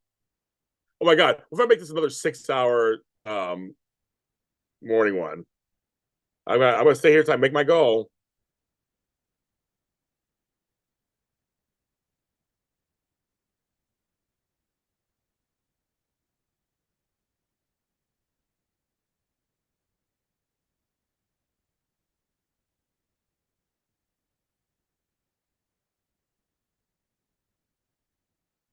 So my thing, Sweet Koala. Oh, I love that name, Sweet Koala. I like that. So James, being that you're gay, who you feel about? So my thing is, if you ask someone out, it is gay. It's not a marathon. I know something about their marathon. I feel like if I ask someone out, I'll pay for the date, unless they say I want to go Dutch and like just and we each pay. I say you should discuss it together, but I feel like I always have money on me. I said, but for now, I was like, I'm out. Bye. He left.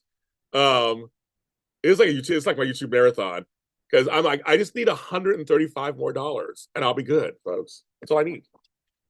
I'll be good. Um, no, but yeah, no, it's. I feel like I feel like it's also my friends a lot of times. If I ask you out, I'll pay unless you tell me I want to pay half. Some folks don't like someone paying for them at first. No, no, I don't have a date. I wish I did. I don't. Um, but no, it's whoever asks you. I say if you ask out and you pick the restaurant, um, then you should pay for it. Or if you discuss it ahead of time, you go, let's go somewhere we both can go Dutch or pay. We split the bill.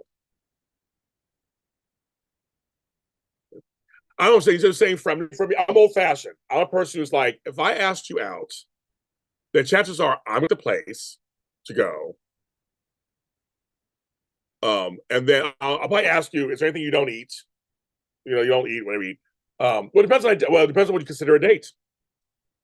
DC is a date just is it coffee date? Is it a lunch date? Is it a dinner date? Is it is it coffee? Is it dinner at a bar? Is it movie at a dinner? But to me, but sometimes nowadays people will say, well, I'll get the movie, you get the dinner. You can always work things out. There's always well, thank you, Smith again. Thank you, thank you, thank you.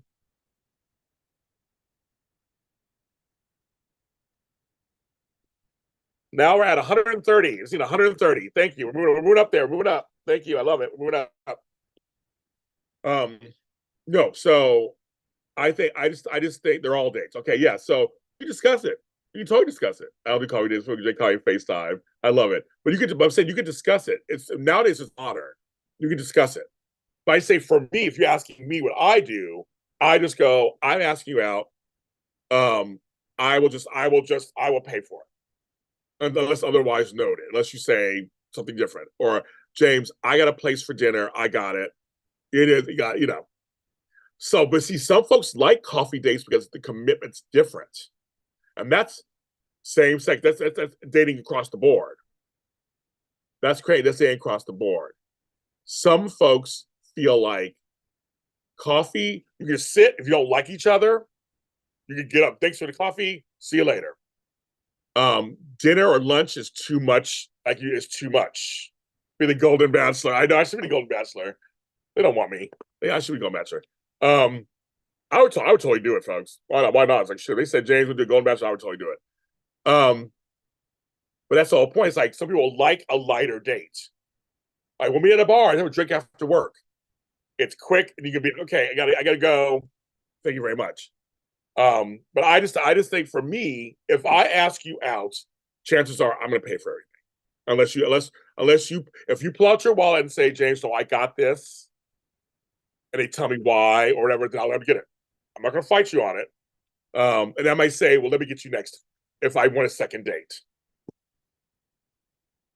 You'll show this our final. Yeah, that's funny. But you know what I mean. Now it comes to Sweet Koala's thing, men and women. I'm sorry, I'm old fashioned. I think the man should pay for the date unless the woman wants to. I would want the man to pay the date. Again, chances are in some cases women ask people out, but a lot of times he will ask you out and say, I'll pick the place that I will pick you up or I'll meet you there, whatever it is. But I'll pay for it. Unless the woman says I want to pay half, because some people are like, okay, or I'll let them do it. Like I'm not gonna fight. I'm like, okay, let's do it. Because this is modern times. But Koala, I think I'm with you. I think men should pay the first date. I'm old fashioned. I've dated men and women, so I've dated both. So I'm just like I'm old fashioned that way. I don't know, DC. What do you think, DC? With two men, what do you think? You're asking the questions. What is your thoughts on man dating? For well, we'll say first date. First date.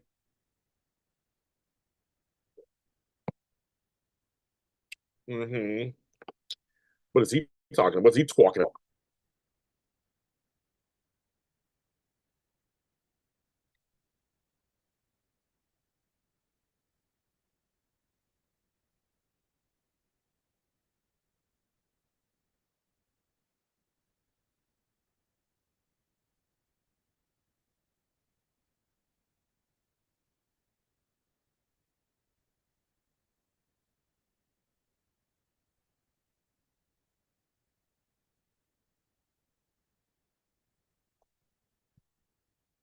Maybe I should pay homage or so.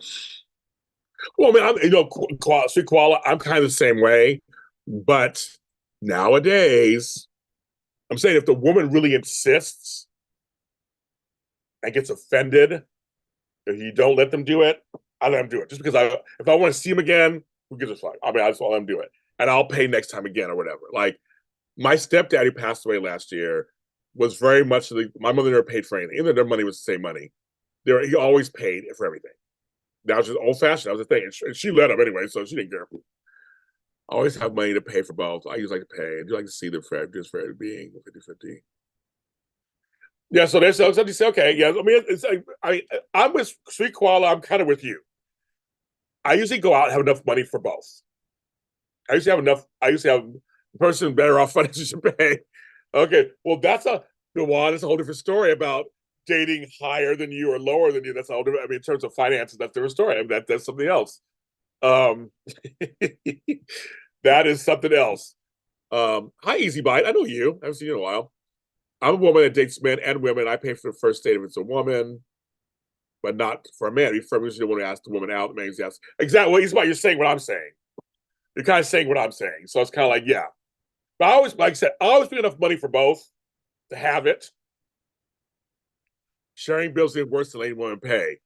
See, I don't know. I'm not a woman. So if the women, I mean, you got to talk to them. I have been told by women, some women, they want to be treated equally.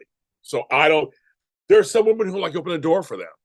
I'm used to opening doors. I'm used to walking on the outside of the sidewalk. I mean, I'm a very traditional man in terms of when it comes to women. I'm dating them or not. I'm very traditional.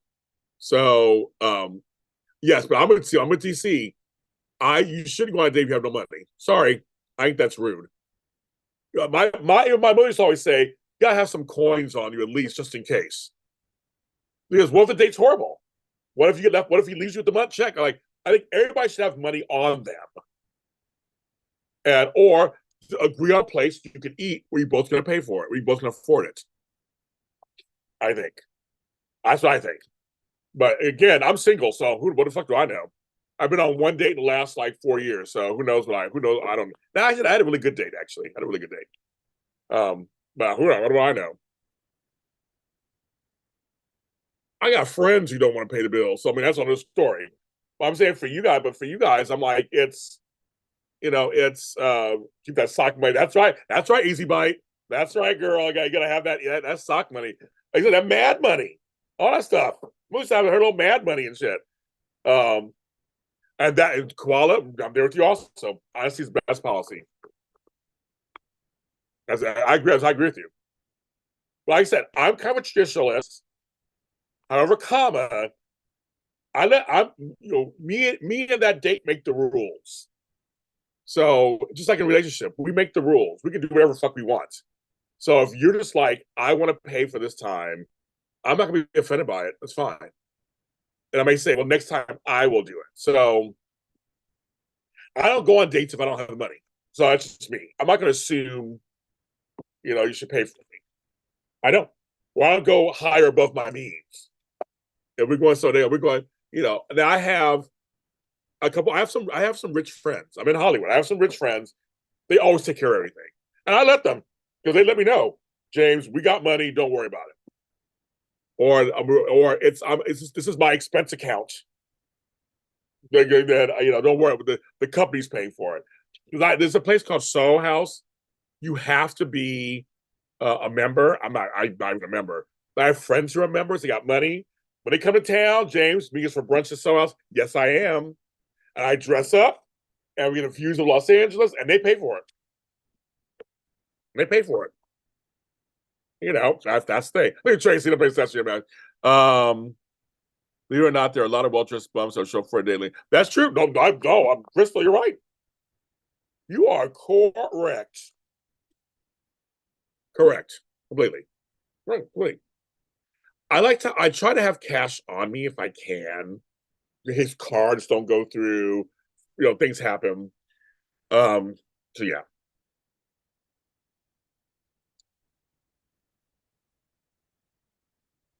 Rent a center. I rent a center. That's so funny. Why? How do we get on this?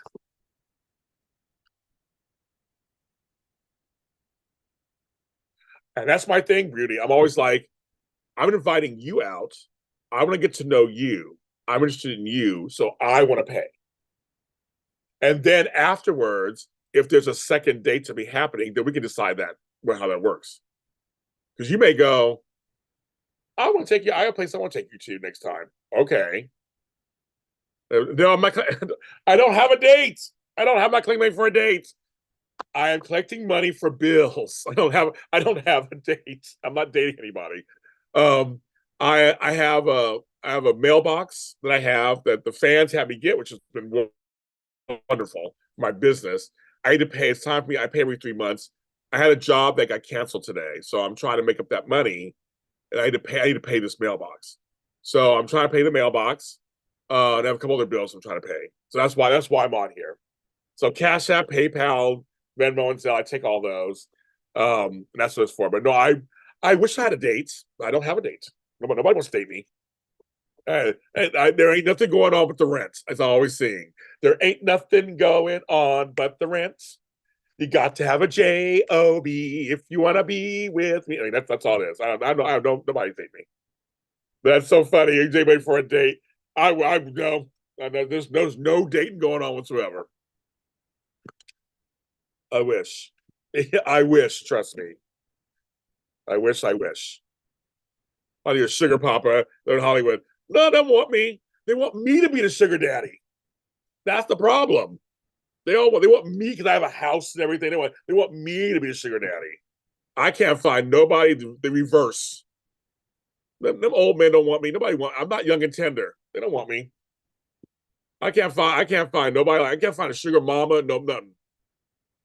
None of them want to finance me. If I can find somebody who would finance my work, that'd be great.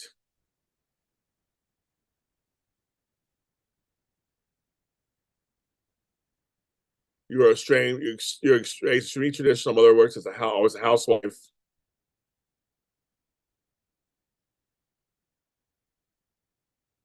Well, it's funny. Like I said, my family was never traditional. So my grandmother had to work. Grandmothers both had to work. My mothers had to work. I mean, they all had to work.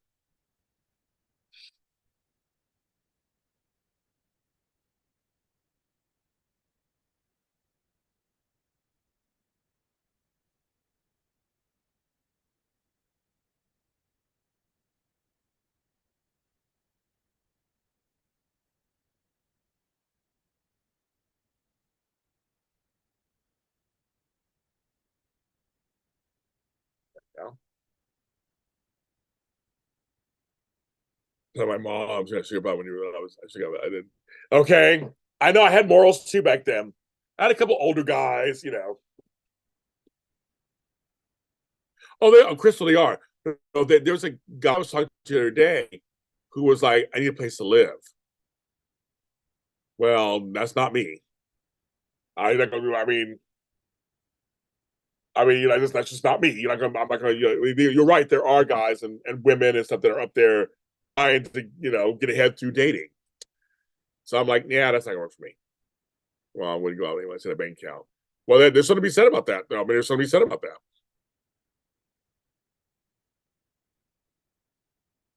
Yes, mutual love and respect. I completely agree with that completely. I have a mouth on me, so I could never be controlled by anything. I mean, there's nothing, I don't care how much money you have, that's not gonna make me, just fall in line. Um, Not at all. There has to be attraction, there has to be love, there has to be caring, consideration. I like working as a team, where you both bring something to the table. I mean, that's what I want. I mean, I like all that kind of stuff. And you don't have to be the same. You can be, opposite attract sometimes, and you work it out. So I agree with you on that one. Sweet koala. So that's where everyone said their thoughts. I didn't. I never had that option. I mean, I just had a couple of people. Um, I've had people when I was younger look at me, but yeah, I never had sugar daddies. Trust me, I've tried. Yeah, and I don't have that. But in LA, no, you're right. There are a lot of older guys with younger guys, and they're doing it. I mean, I've had guys come to me and go, if you pay for my paintbrushes or my artwork, whatever, I'll sleep with you. And I'm like, but you're not sleeping with me because you think I'm attractive and you have feelings for me. You're sleeping with basically it's a transaction. Homosexual. I like that. Oh, there's sexuals out there, this ethical non-monogamy, and so I was like, what the fuck is that stuff? Yeah, no, that's not gonna happen. Yeah, no, that's not. I need a place to live, or I need this, or I need that. I'm like, no, that's not how you're not gonna come live with me. Not gonna happen. So no, we're not doing all that. And so, but I get it. Sometimes you're desperate. So I guess so. There's a lot of narcissism out there. A lot of narcissism out there. That's very, very, very, very true. Lots of it. Lots of it.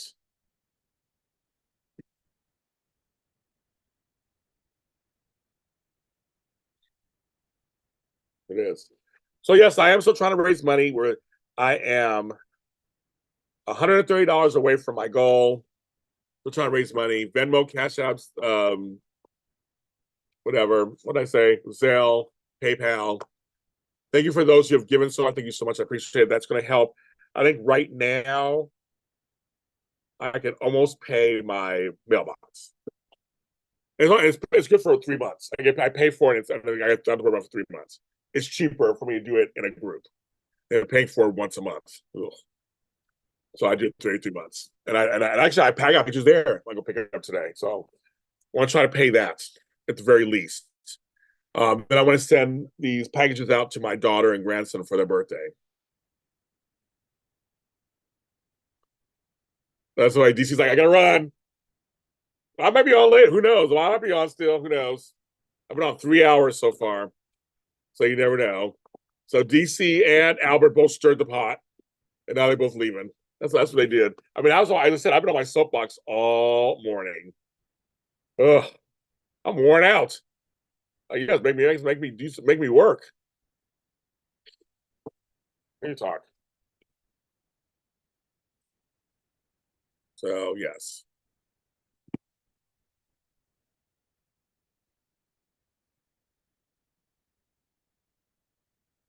I gotta send somebody. Let me. Somebody's not paying attention to my stuff.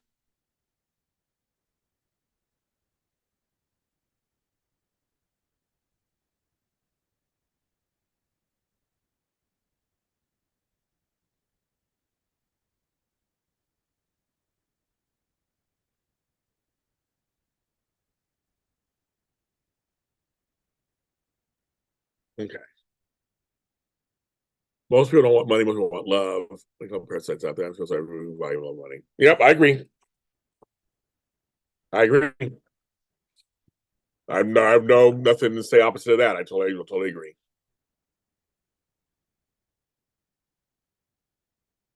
Totally concur.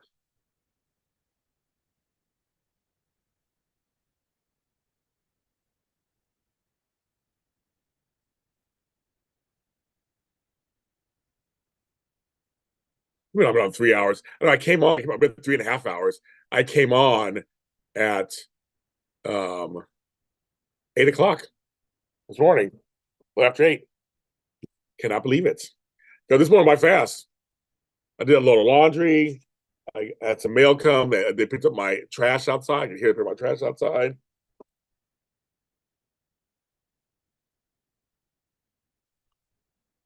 We've had a plethora of topics today. Woo.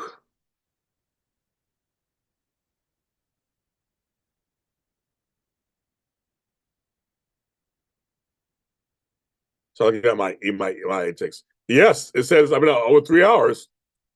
I'm trying to raise this money. So I was like, I'll be on for a few hours. Sometimes like the people I will get the money right away. Like people will give and I got it. But not today. It's taking longer today.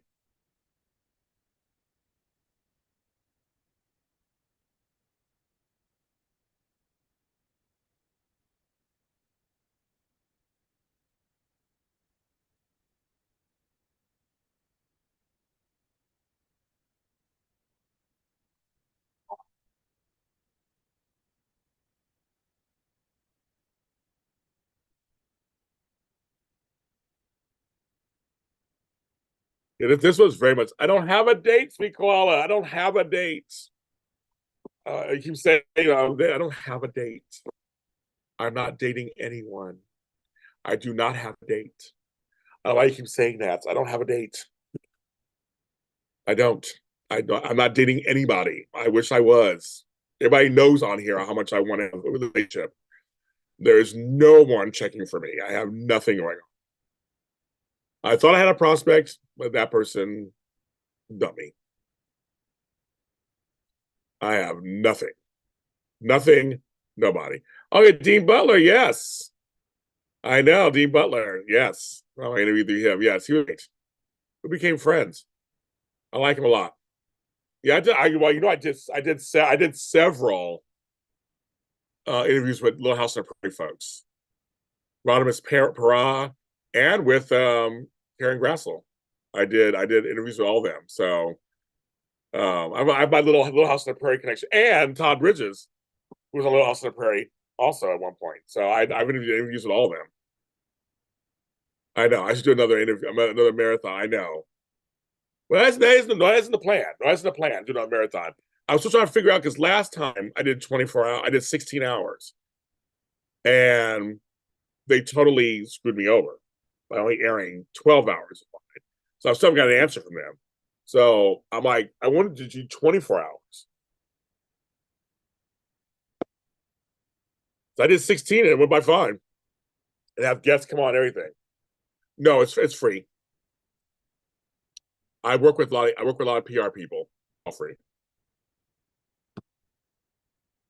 Free. I know. We didn't get that right. I thought, I thought it was a possibility, and it's not a possibility. That's what I found. That's what I found out. It's not a possibility. So there you go. I am alone. I'm a lonely and alone. I am both. I'm over being by myself. It's been 4 years, so I am done. Pandemic is basically over. I guess it is. And I'm trying to put myself out there more. That's why I went shopping in Florida the other day to actually buy clothes. And I fixed my hair the other day, and I'm going to do it again. I didn't do it today yet. And I'm trying to, get myself out there. Well, I did 16 and went by fine. Because I was waiting for a date. No, you came on. We're talking about dating when you came on. That's what's so funny. No, it's not my friend. No, I said it's money for bill. It's actually a couple of bills. That's what it's for. I had a job that got canceled last minute, and so I was trying to make money to pay a couple of bills. So that's what we're at. $70. So 130 left. So anybody can give us fine. Anybody. World Market's trying to get me to go shopping. World Market, I don't make go shopping. So that's why I'm on here today. No, you came in. We're talking about dating, but yeah, no, nobody, no dates. There's nothing going on. Absolutely nothing. Same for you in 2024.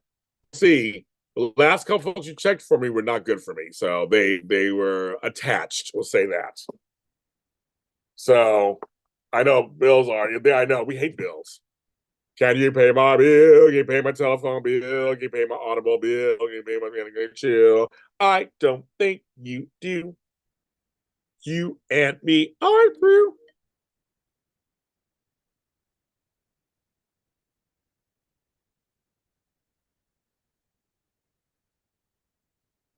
Right. So you okay. I just sent somebody a text. I'm like explaining their question, and they're still asking questions. I'm like, the explanation's right there. Those are only three. I'm not answering back. Like those are that's the explanation. Watch songs for Valentine's Day. I like some chocolates. I like some chocolates. I actually like flowers. I like chocolates. And, I hate Valentine's Day. That's my least favorite holiday of the year. Um, but if someone gave me something for Valentine's Day, I would not be opposed to it. I had one. I had one good Valentine's once, but I was left in charge of it, so I made it into something that worked for me. That makes sense.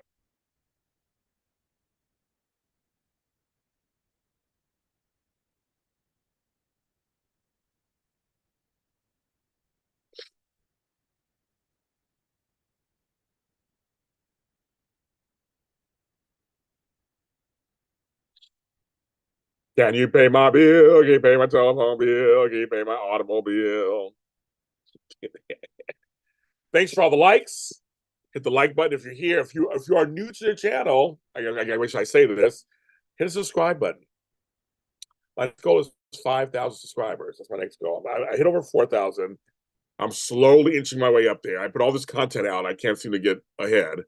But folks put out half naked videos. They got 10,000 followers. Um, I'm trying to do it the old fashioned way and give out good content.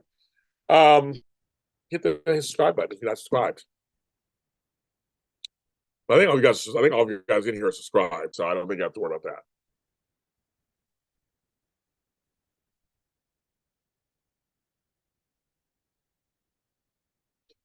that. Hey, it's not out here for a pimp.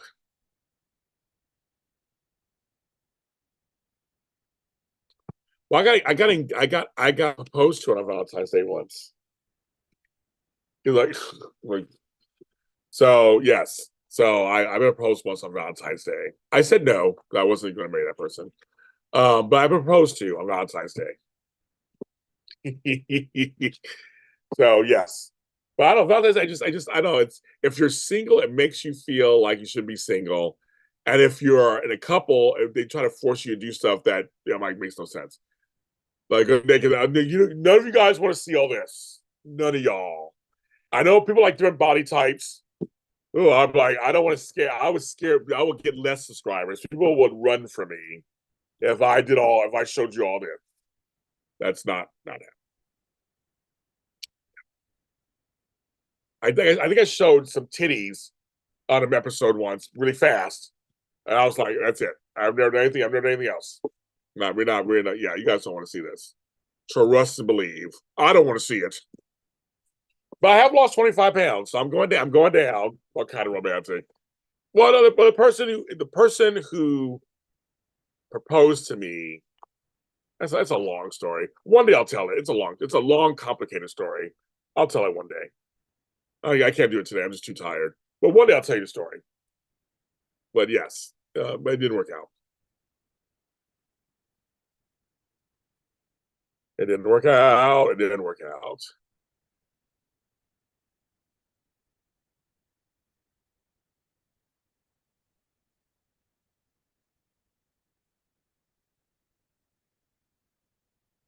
But yes, Valentine's Day can come and go. That's fine.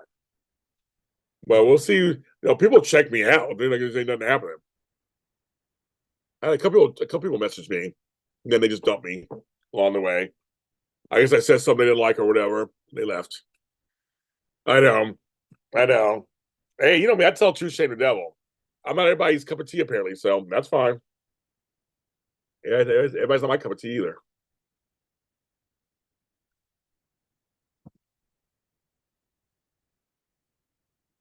Like titties. I did on what show did I do it on? I think it was Bold and Beautiful or Y&R. Me Spotlight. I did it briefly.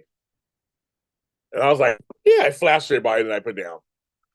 We were talking about my girls, Amanda Russ and Tanya Govea showing cleavage, and I showed mine, basically, kind of. Now it was brief. It was very brief. It was a while back. I can't remember which episode it was. It was before the holidays. I can't remember what episode it was, and I was like, "Oh my god, I just showed my titties, my breasticles. I just showed my breastises."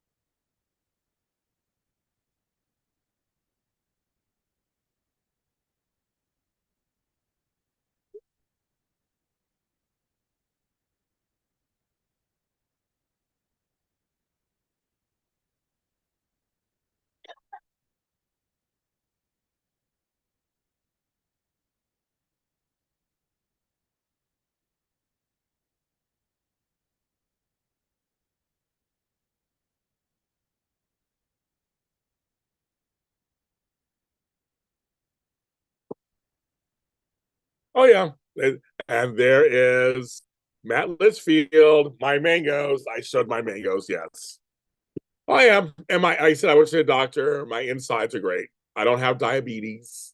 I don't have high cholesterol. I don't have any blood red or white blood cell problems. I'm just fat.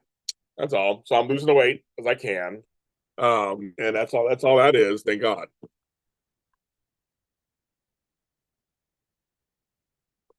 The man will say something. Weight is tough. You know, there's a lot of reasons why people have weight issues. Sometimes it is thyroid issues. I check my thyroids are fine. So it's thyroid issues. Some of it is immobility.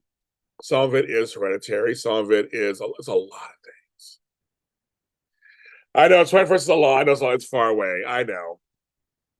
But trust me, it'll be here. No, trust me, it'll go by fast. You're saying that right now, Crystal. And then on the 19th, I'm on his show going, I'll see you guys on Sunday. Like it's gonna be here before you know it. It's gonna be here before you know it. It's just it happens so it goes by so fast. Um and I was answering Matt some questions for January. There's a lot of things were I'm not doing no epic. Nah, I'll do it the natural way. Um there are a lot of things cut this month for family reasons. I had things with my family, I had things I gotta do. So it's only 3 Zooms this month. But I had some family stuff come up that I gotta take care of. But no, I would never try Ozempic. I don't try any diet shit or any weight loss shit. I've never done that. I would never do that. I'm doing the old fashioned way: exercise and diet. And I've lost it before, so I have no thought that I can't lose it again.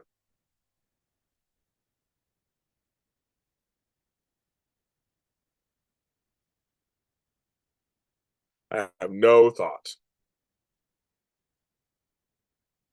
I can't do it again. I know what makes me gain weight. I'm very self-aware. And for me, it actually is the combo of food intake and exercise. So I'm doing calorie counting is what I'm doing. High protein, low carb diet. I'm just watching the calories. And I'm trying to make sure I walk and I do a lot of organizing and stuff. So I've been active, trying to stay active. And that's how I'm doing it. And that's just it takes longer, but I'd rather wake up one day and go, I lost 60 pounds, than wake up one day and say I gained 60 pounds. We did try the system a couple of years ago. Food was too high in sodium. Would it kill me?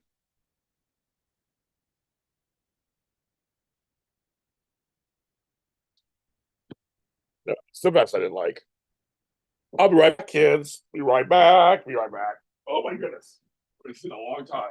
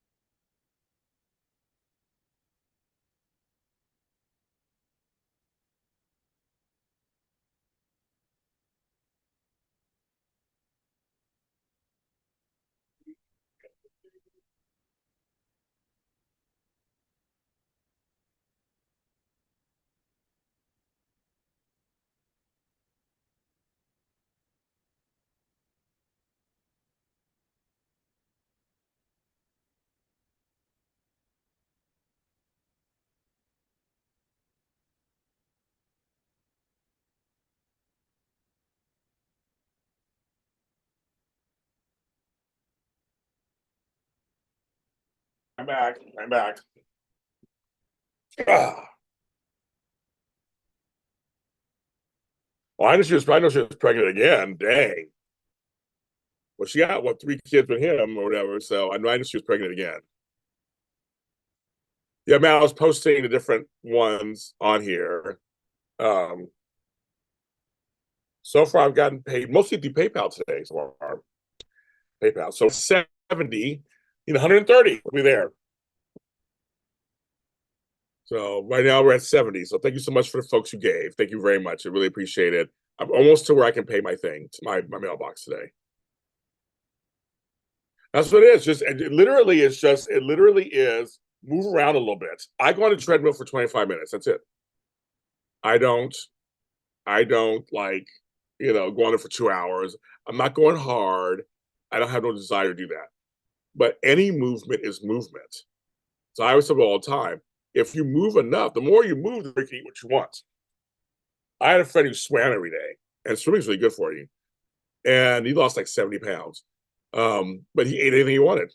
He had just certain portions, and that's what it is. So I really believe that. And men have an easier time losing weight than women. But as you get older, it's just hard, period. Your metabolism is very different. Very, very, very, very, very, very different. It really just really is. So it's just not easy. It's not easy breezy cover girl.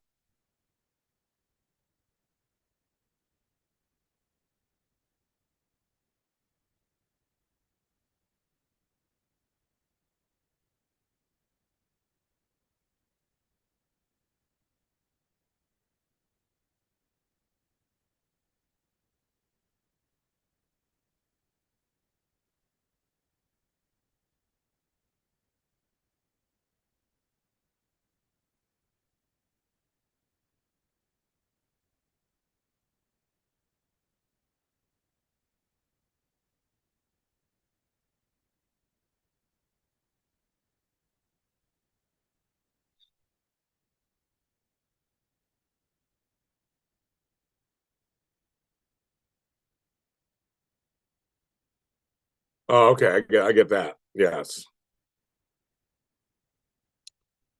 a lot. Well, I know folks who've gotten the sleeve and gotten the bypass stuff, and they can't eat a lot either. There's just a lot. They have a lot of stomach issues, ironically, right? So I'm like, okay, I'm staying out of that.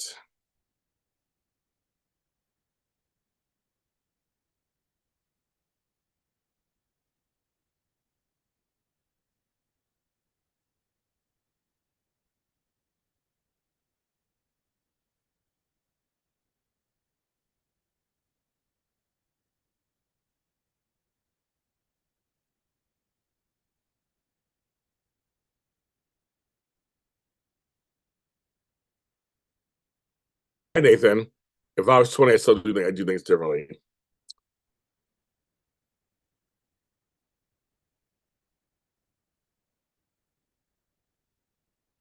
That's funny. I know. I've had to learn.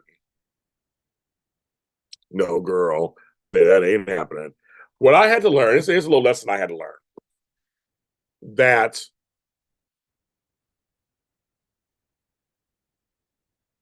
you are where you are in your life. You know as much as you know in your life at any given time, right?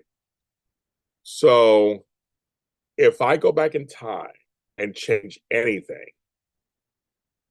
who knows what that would do to all the other stuff that wasn't so like everything else, the whole chain, like it's a chain reaction.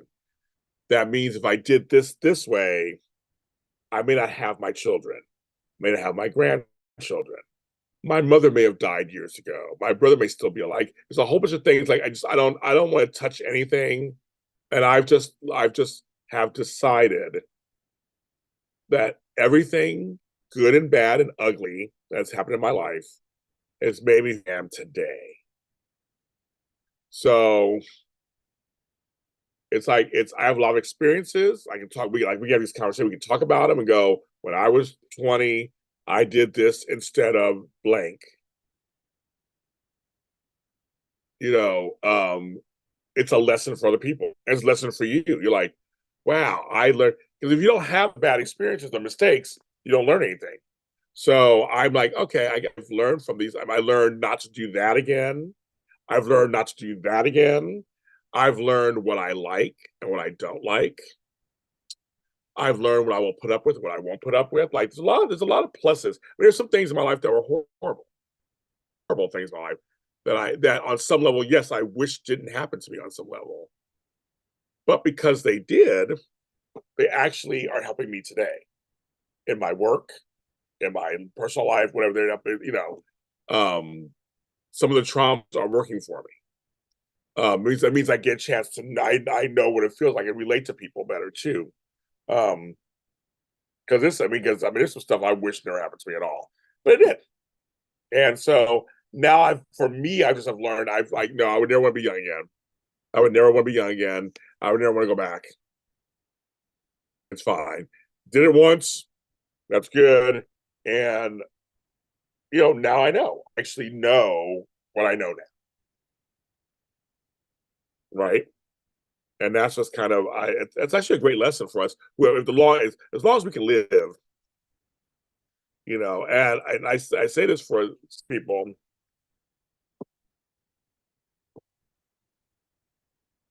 My brother died at 47. He was a bother, ate healthy, everything. And something that you would have to look for it, to no look for it, happened to him. That's how he died.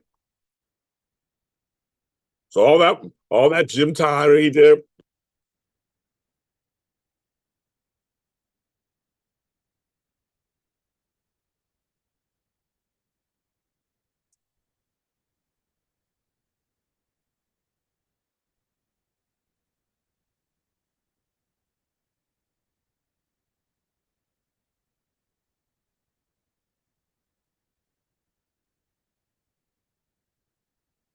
So that's how I look at it.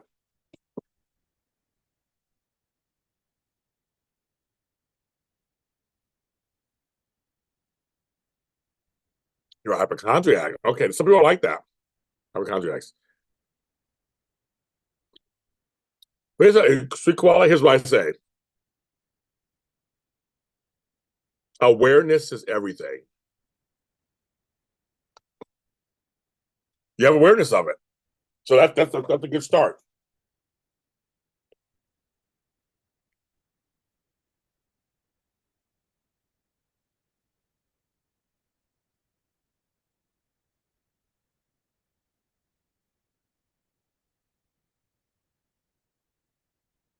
To me, that's a good start. You have awareness. You have awareness that you have this issue. So that's a start.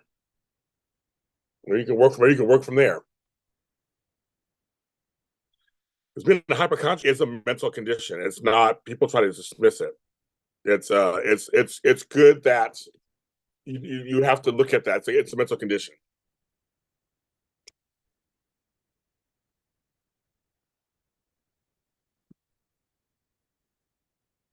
That makes sense. I get it. I totally get it.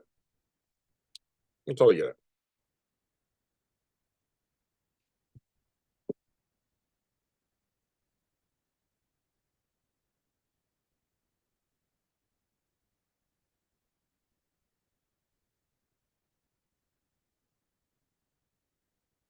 Yes, slow and steady wins the race. He does. And time goes by fast. It really does by fast. Look at last year.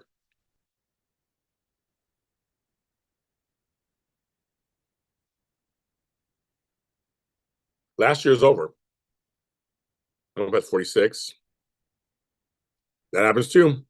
You want to go back. Dave Flowers, I want to go back. You, Dave Flower, you would want to go back. You would. You guys have fun. I'm like, I'm good. I lived it once. I'll go back. I don't want to try it again.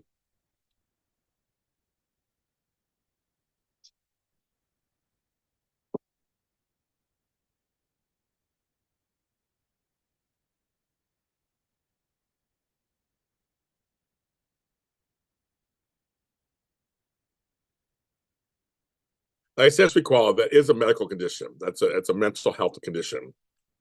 I used to be a nurse, so I know that. Like I'm not a worrier.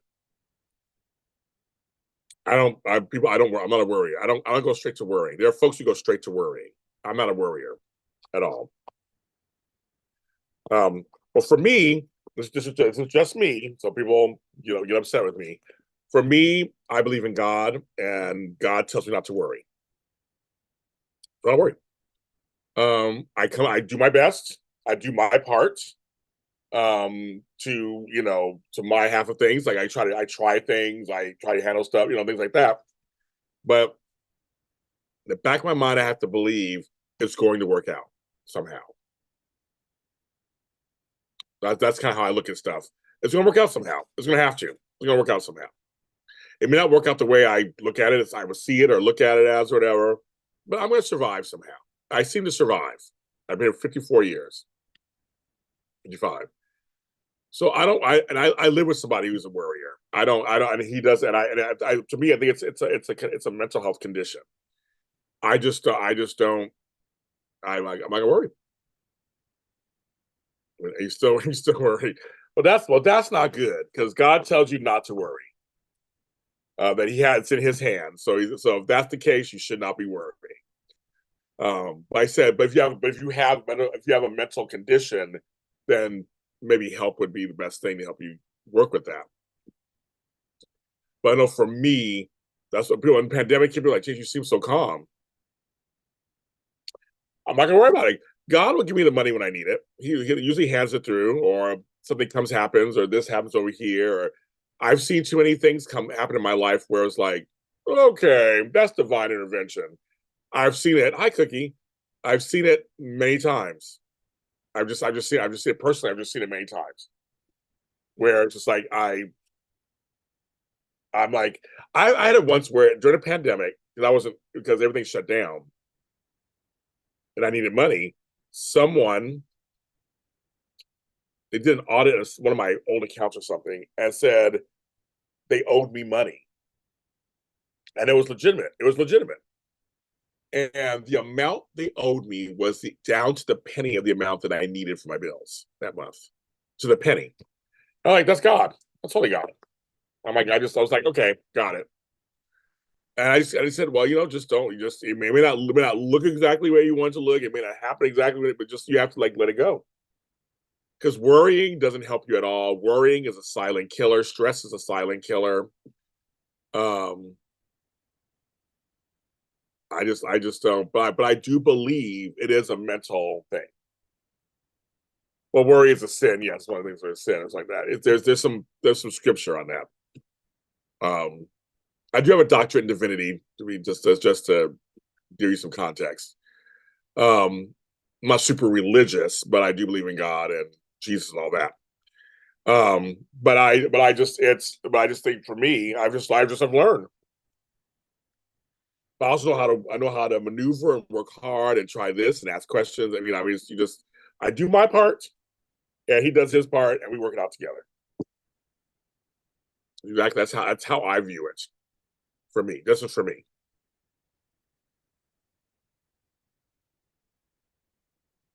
I have a song called uh, "Always Right on Time" that I wrote about God from my 2 albums ago. I had 2 albums ago. And your mom wearing short and hot. See, you can't. I mean, you go through stuff, and that's one thing. You're going through something that is very scary. You got to figure it out. You can be scared. You can be a little worried, a little scared. This time last year, I was dealing with my stepdad. I was dealing in the next month, dealing with my mother almost dying. But even with that, I was kind of calm. I am a singer and a spoken word artist. Um, but I just was like, I gotta handle everything. And that's all this whole year. I've been just like handling everything. Gotta do this, gotta do that, we'll try this. So my mother's worrying right now. People I know in my life worry a lot. I'm like, you can't worry. You can't worry. It will not help you at all. At all. Worrying just worries. Uh, Worrying don't help you any. It's not assisting you in anything positive.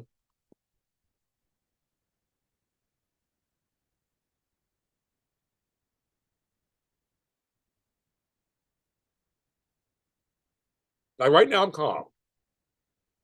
I need $200, so I come on here. I said I can do a little mini marathon, talk to you guys, and see who would give me money to pay for a couple of my bills. But I'm not super scared or super worried. I don't feel like my life will be over. If I get off right now, I've only made $70. I will make that $70 work somehow. I'll make it work somehow. I'll put it. I will figure it out. I'll make the whole 130, 200. But I'm not going to sit and worry about it. I may come on again tomorrow and be like, okay, I need $100.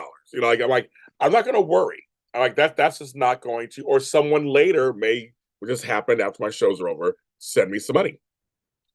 And so that's kind of like it's like don't I can't sit and if I worry about it, it's not adding any value to anything, right? It's not. My job isn't YouTube. Well, so that's actually a great question, Sweet Koala. For anybody new here, I am a multimedia company. I am a host here on YouTube. I'm a host of podcasts. I am an interviewer. I am a pundit, commentator. I'm also a writer, author, singer songwriter, spoken word artist, poet, painter. So I put out music. I release books. I release shows. I do all those things. So that's one half of my job. The other half of my job is I'm a professional organizer and certified life coach. So I organize people's homes. That was my job that got canceled today. I have coaching clients. Where I coach them like both my coaching clients right now. We're coaching them in media. I do speaking engagements. I have one in February in San Diego. I'm a keynote speaker and teacher. And I do these Zooms where I do some of them are classes, some of them are meetups. So those are my jobs, Sweet Koala. If you can understand all that. And right now I have three screens up. I have a screen over here with something, a screen over here with something, and a screen in front of me with something, and my phone. This is like command central.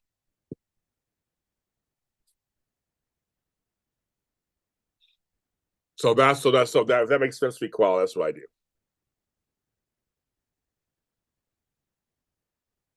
And when the pandemic hit, everything shut down.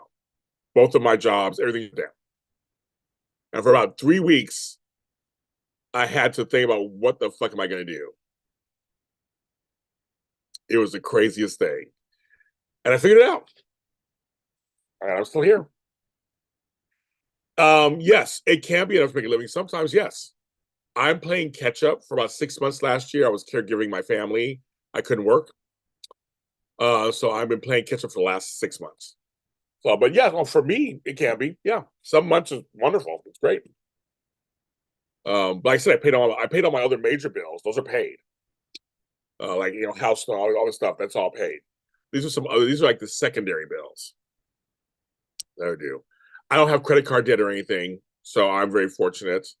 I don't have student loans and like that. So mine's just literally just bills and stuff to make JLJ Media run. But it can be. Yeah, some months is great. Me and Annika. I know I love Annika. That's my girl. I love her. I do. I have 10 albums. So if you want to hear all of them, all of my music, go to SoundCloud, James Lott Jr., or go to Spotify, Google, Apple, Amazon, and you'll hear, I think I have 4 albums out, 4 or 5 out on those platforms. But all 10 plus my EPs, extra songs are on SoundCloud. Just type in James Lott Jr. in any of the music platforms, you'll hear my music. I have tons of music. Tons and tons of music. Oh yeah. I have fans who like my music. Well, they just my music. I'm actually working on my next album. I have a Christmas album that was out. My first one is out. So that'll be the first thing you'll probably see. It's called Silver Bells and Disco Balls. And Disco Ball. Not a lot of money from Spotify. That's another thing that folks have been talking about. How much Spotify is cheating us artists out of our profits. No, I'm not making a lot of money on Spotify. I'm not. You have to sell a lot to make money. I make money on other platforms and stuff, but no, I'm making a lot of money on Spotify. That's another bone of contention for us artists. And you see, again, it goes back to the original conversation 3.5 years ago, 3.5 hours ago. We're talking about money in this business and not getting paid equitably. That's not even a word. I don't know. Being equitable. I'm just telling you guys. I'm just telling you guys.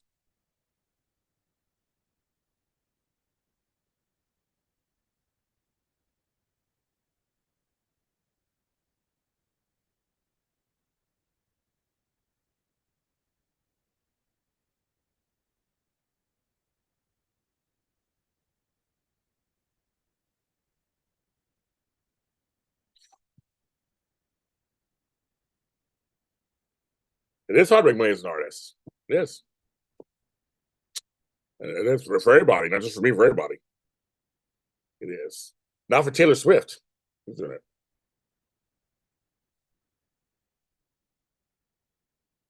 But for everybody else, yes.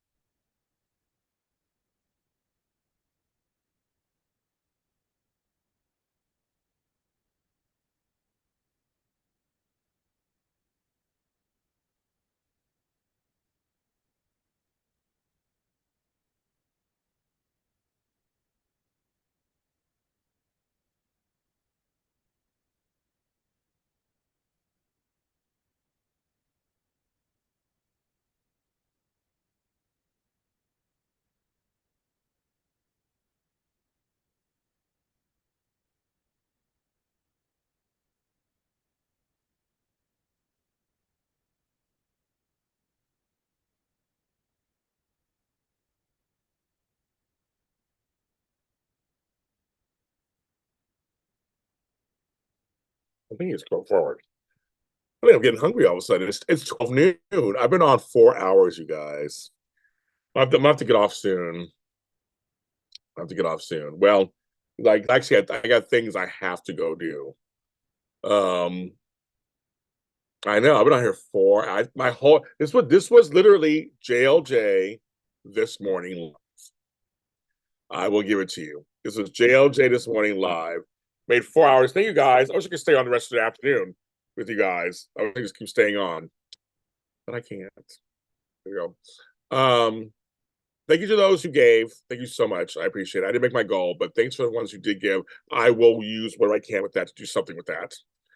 Um, Thank you for the very interesting conversations this morning. I mean, like, this is the kind of stuff I love this. I love these kind of conversations. Thank you so much for these conversations. It's if you just came on late, go back and listen and watch. We talked about some really interesting stuff. You may be on different sides of it. But like I said, I always, as you saw, I make this a safe space for all of us to talk. Safe space, and I still stick by that. It's like you can disagree with me or whatever. Well, let's talk about it. Let's just talk about it and talk it through. I may walk away still feeling different, but I want people to be. I want people to. It's okay for us to talk about stuff. Everybody feels the way that they feel for certain reasons, and you're not alone in how you feel. So I know that so I like to hear different people's because I want to hear from you.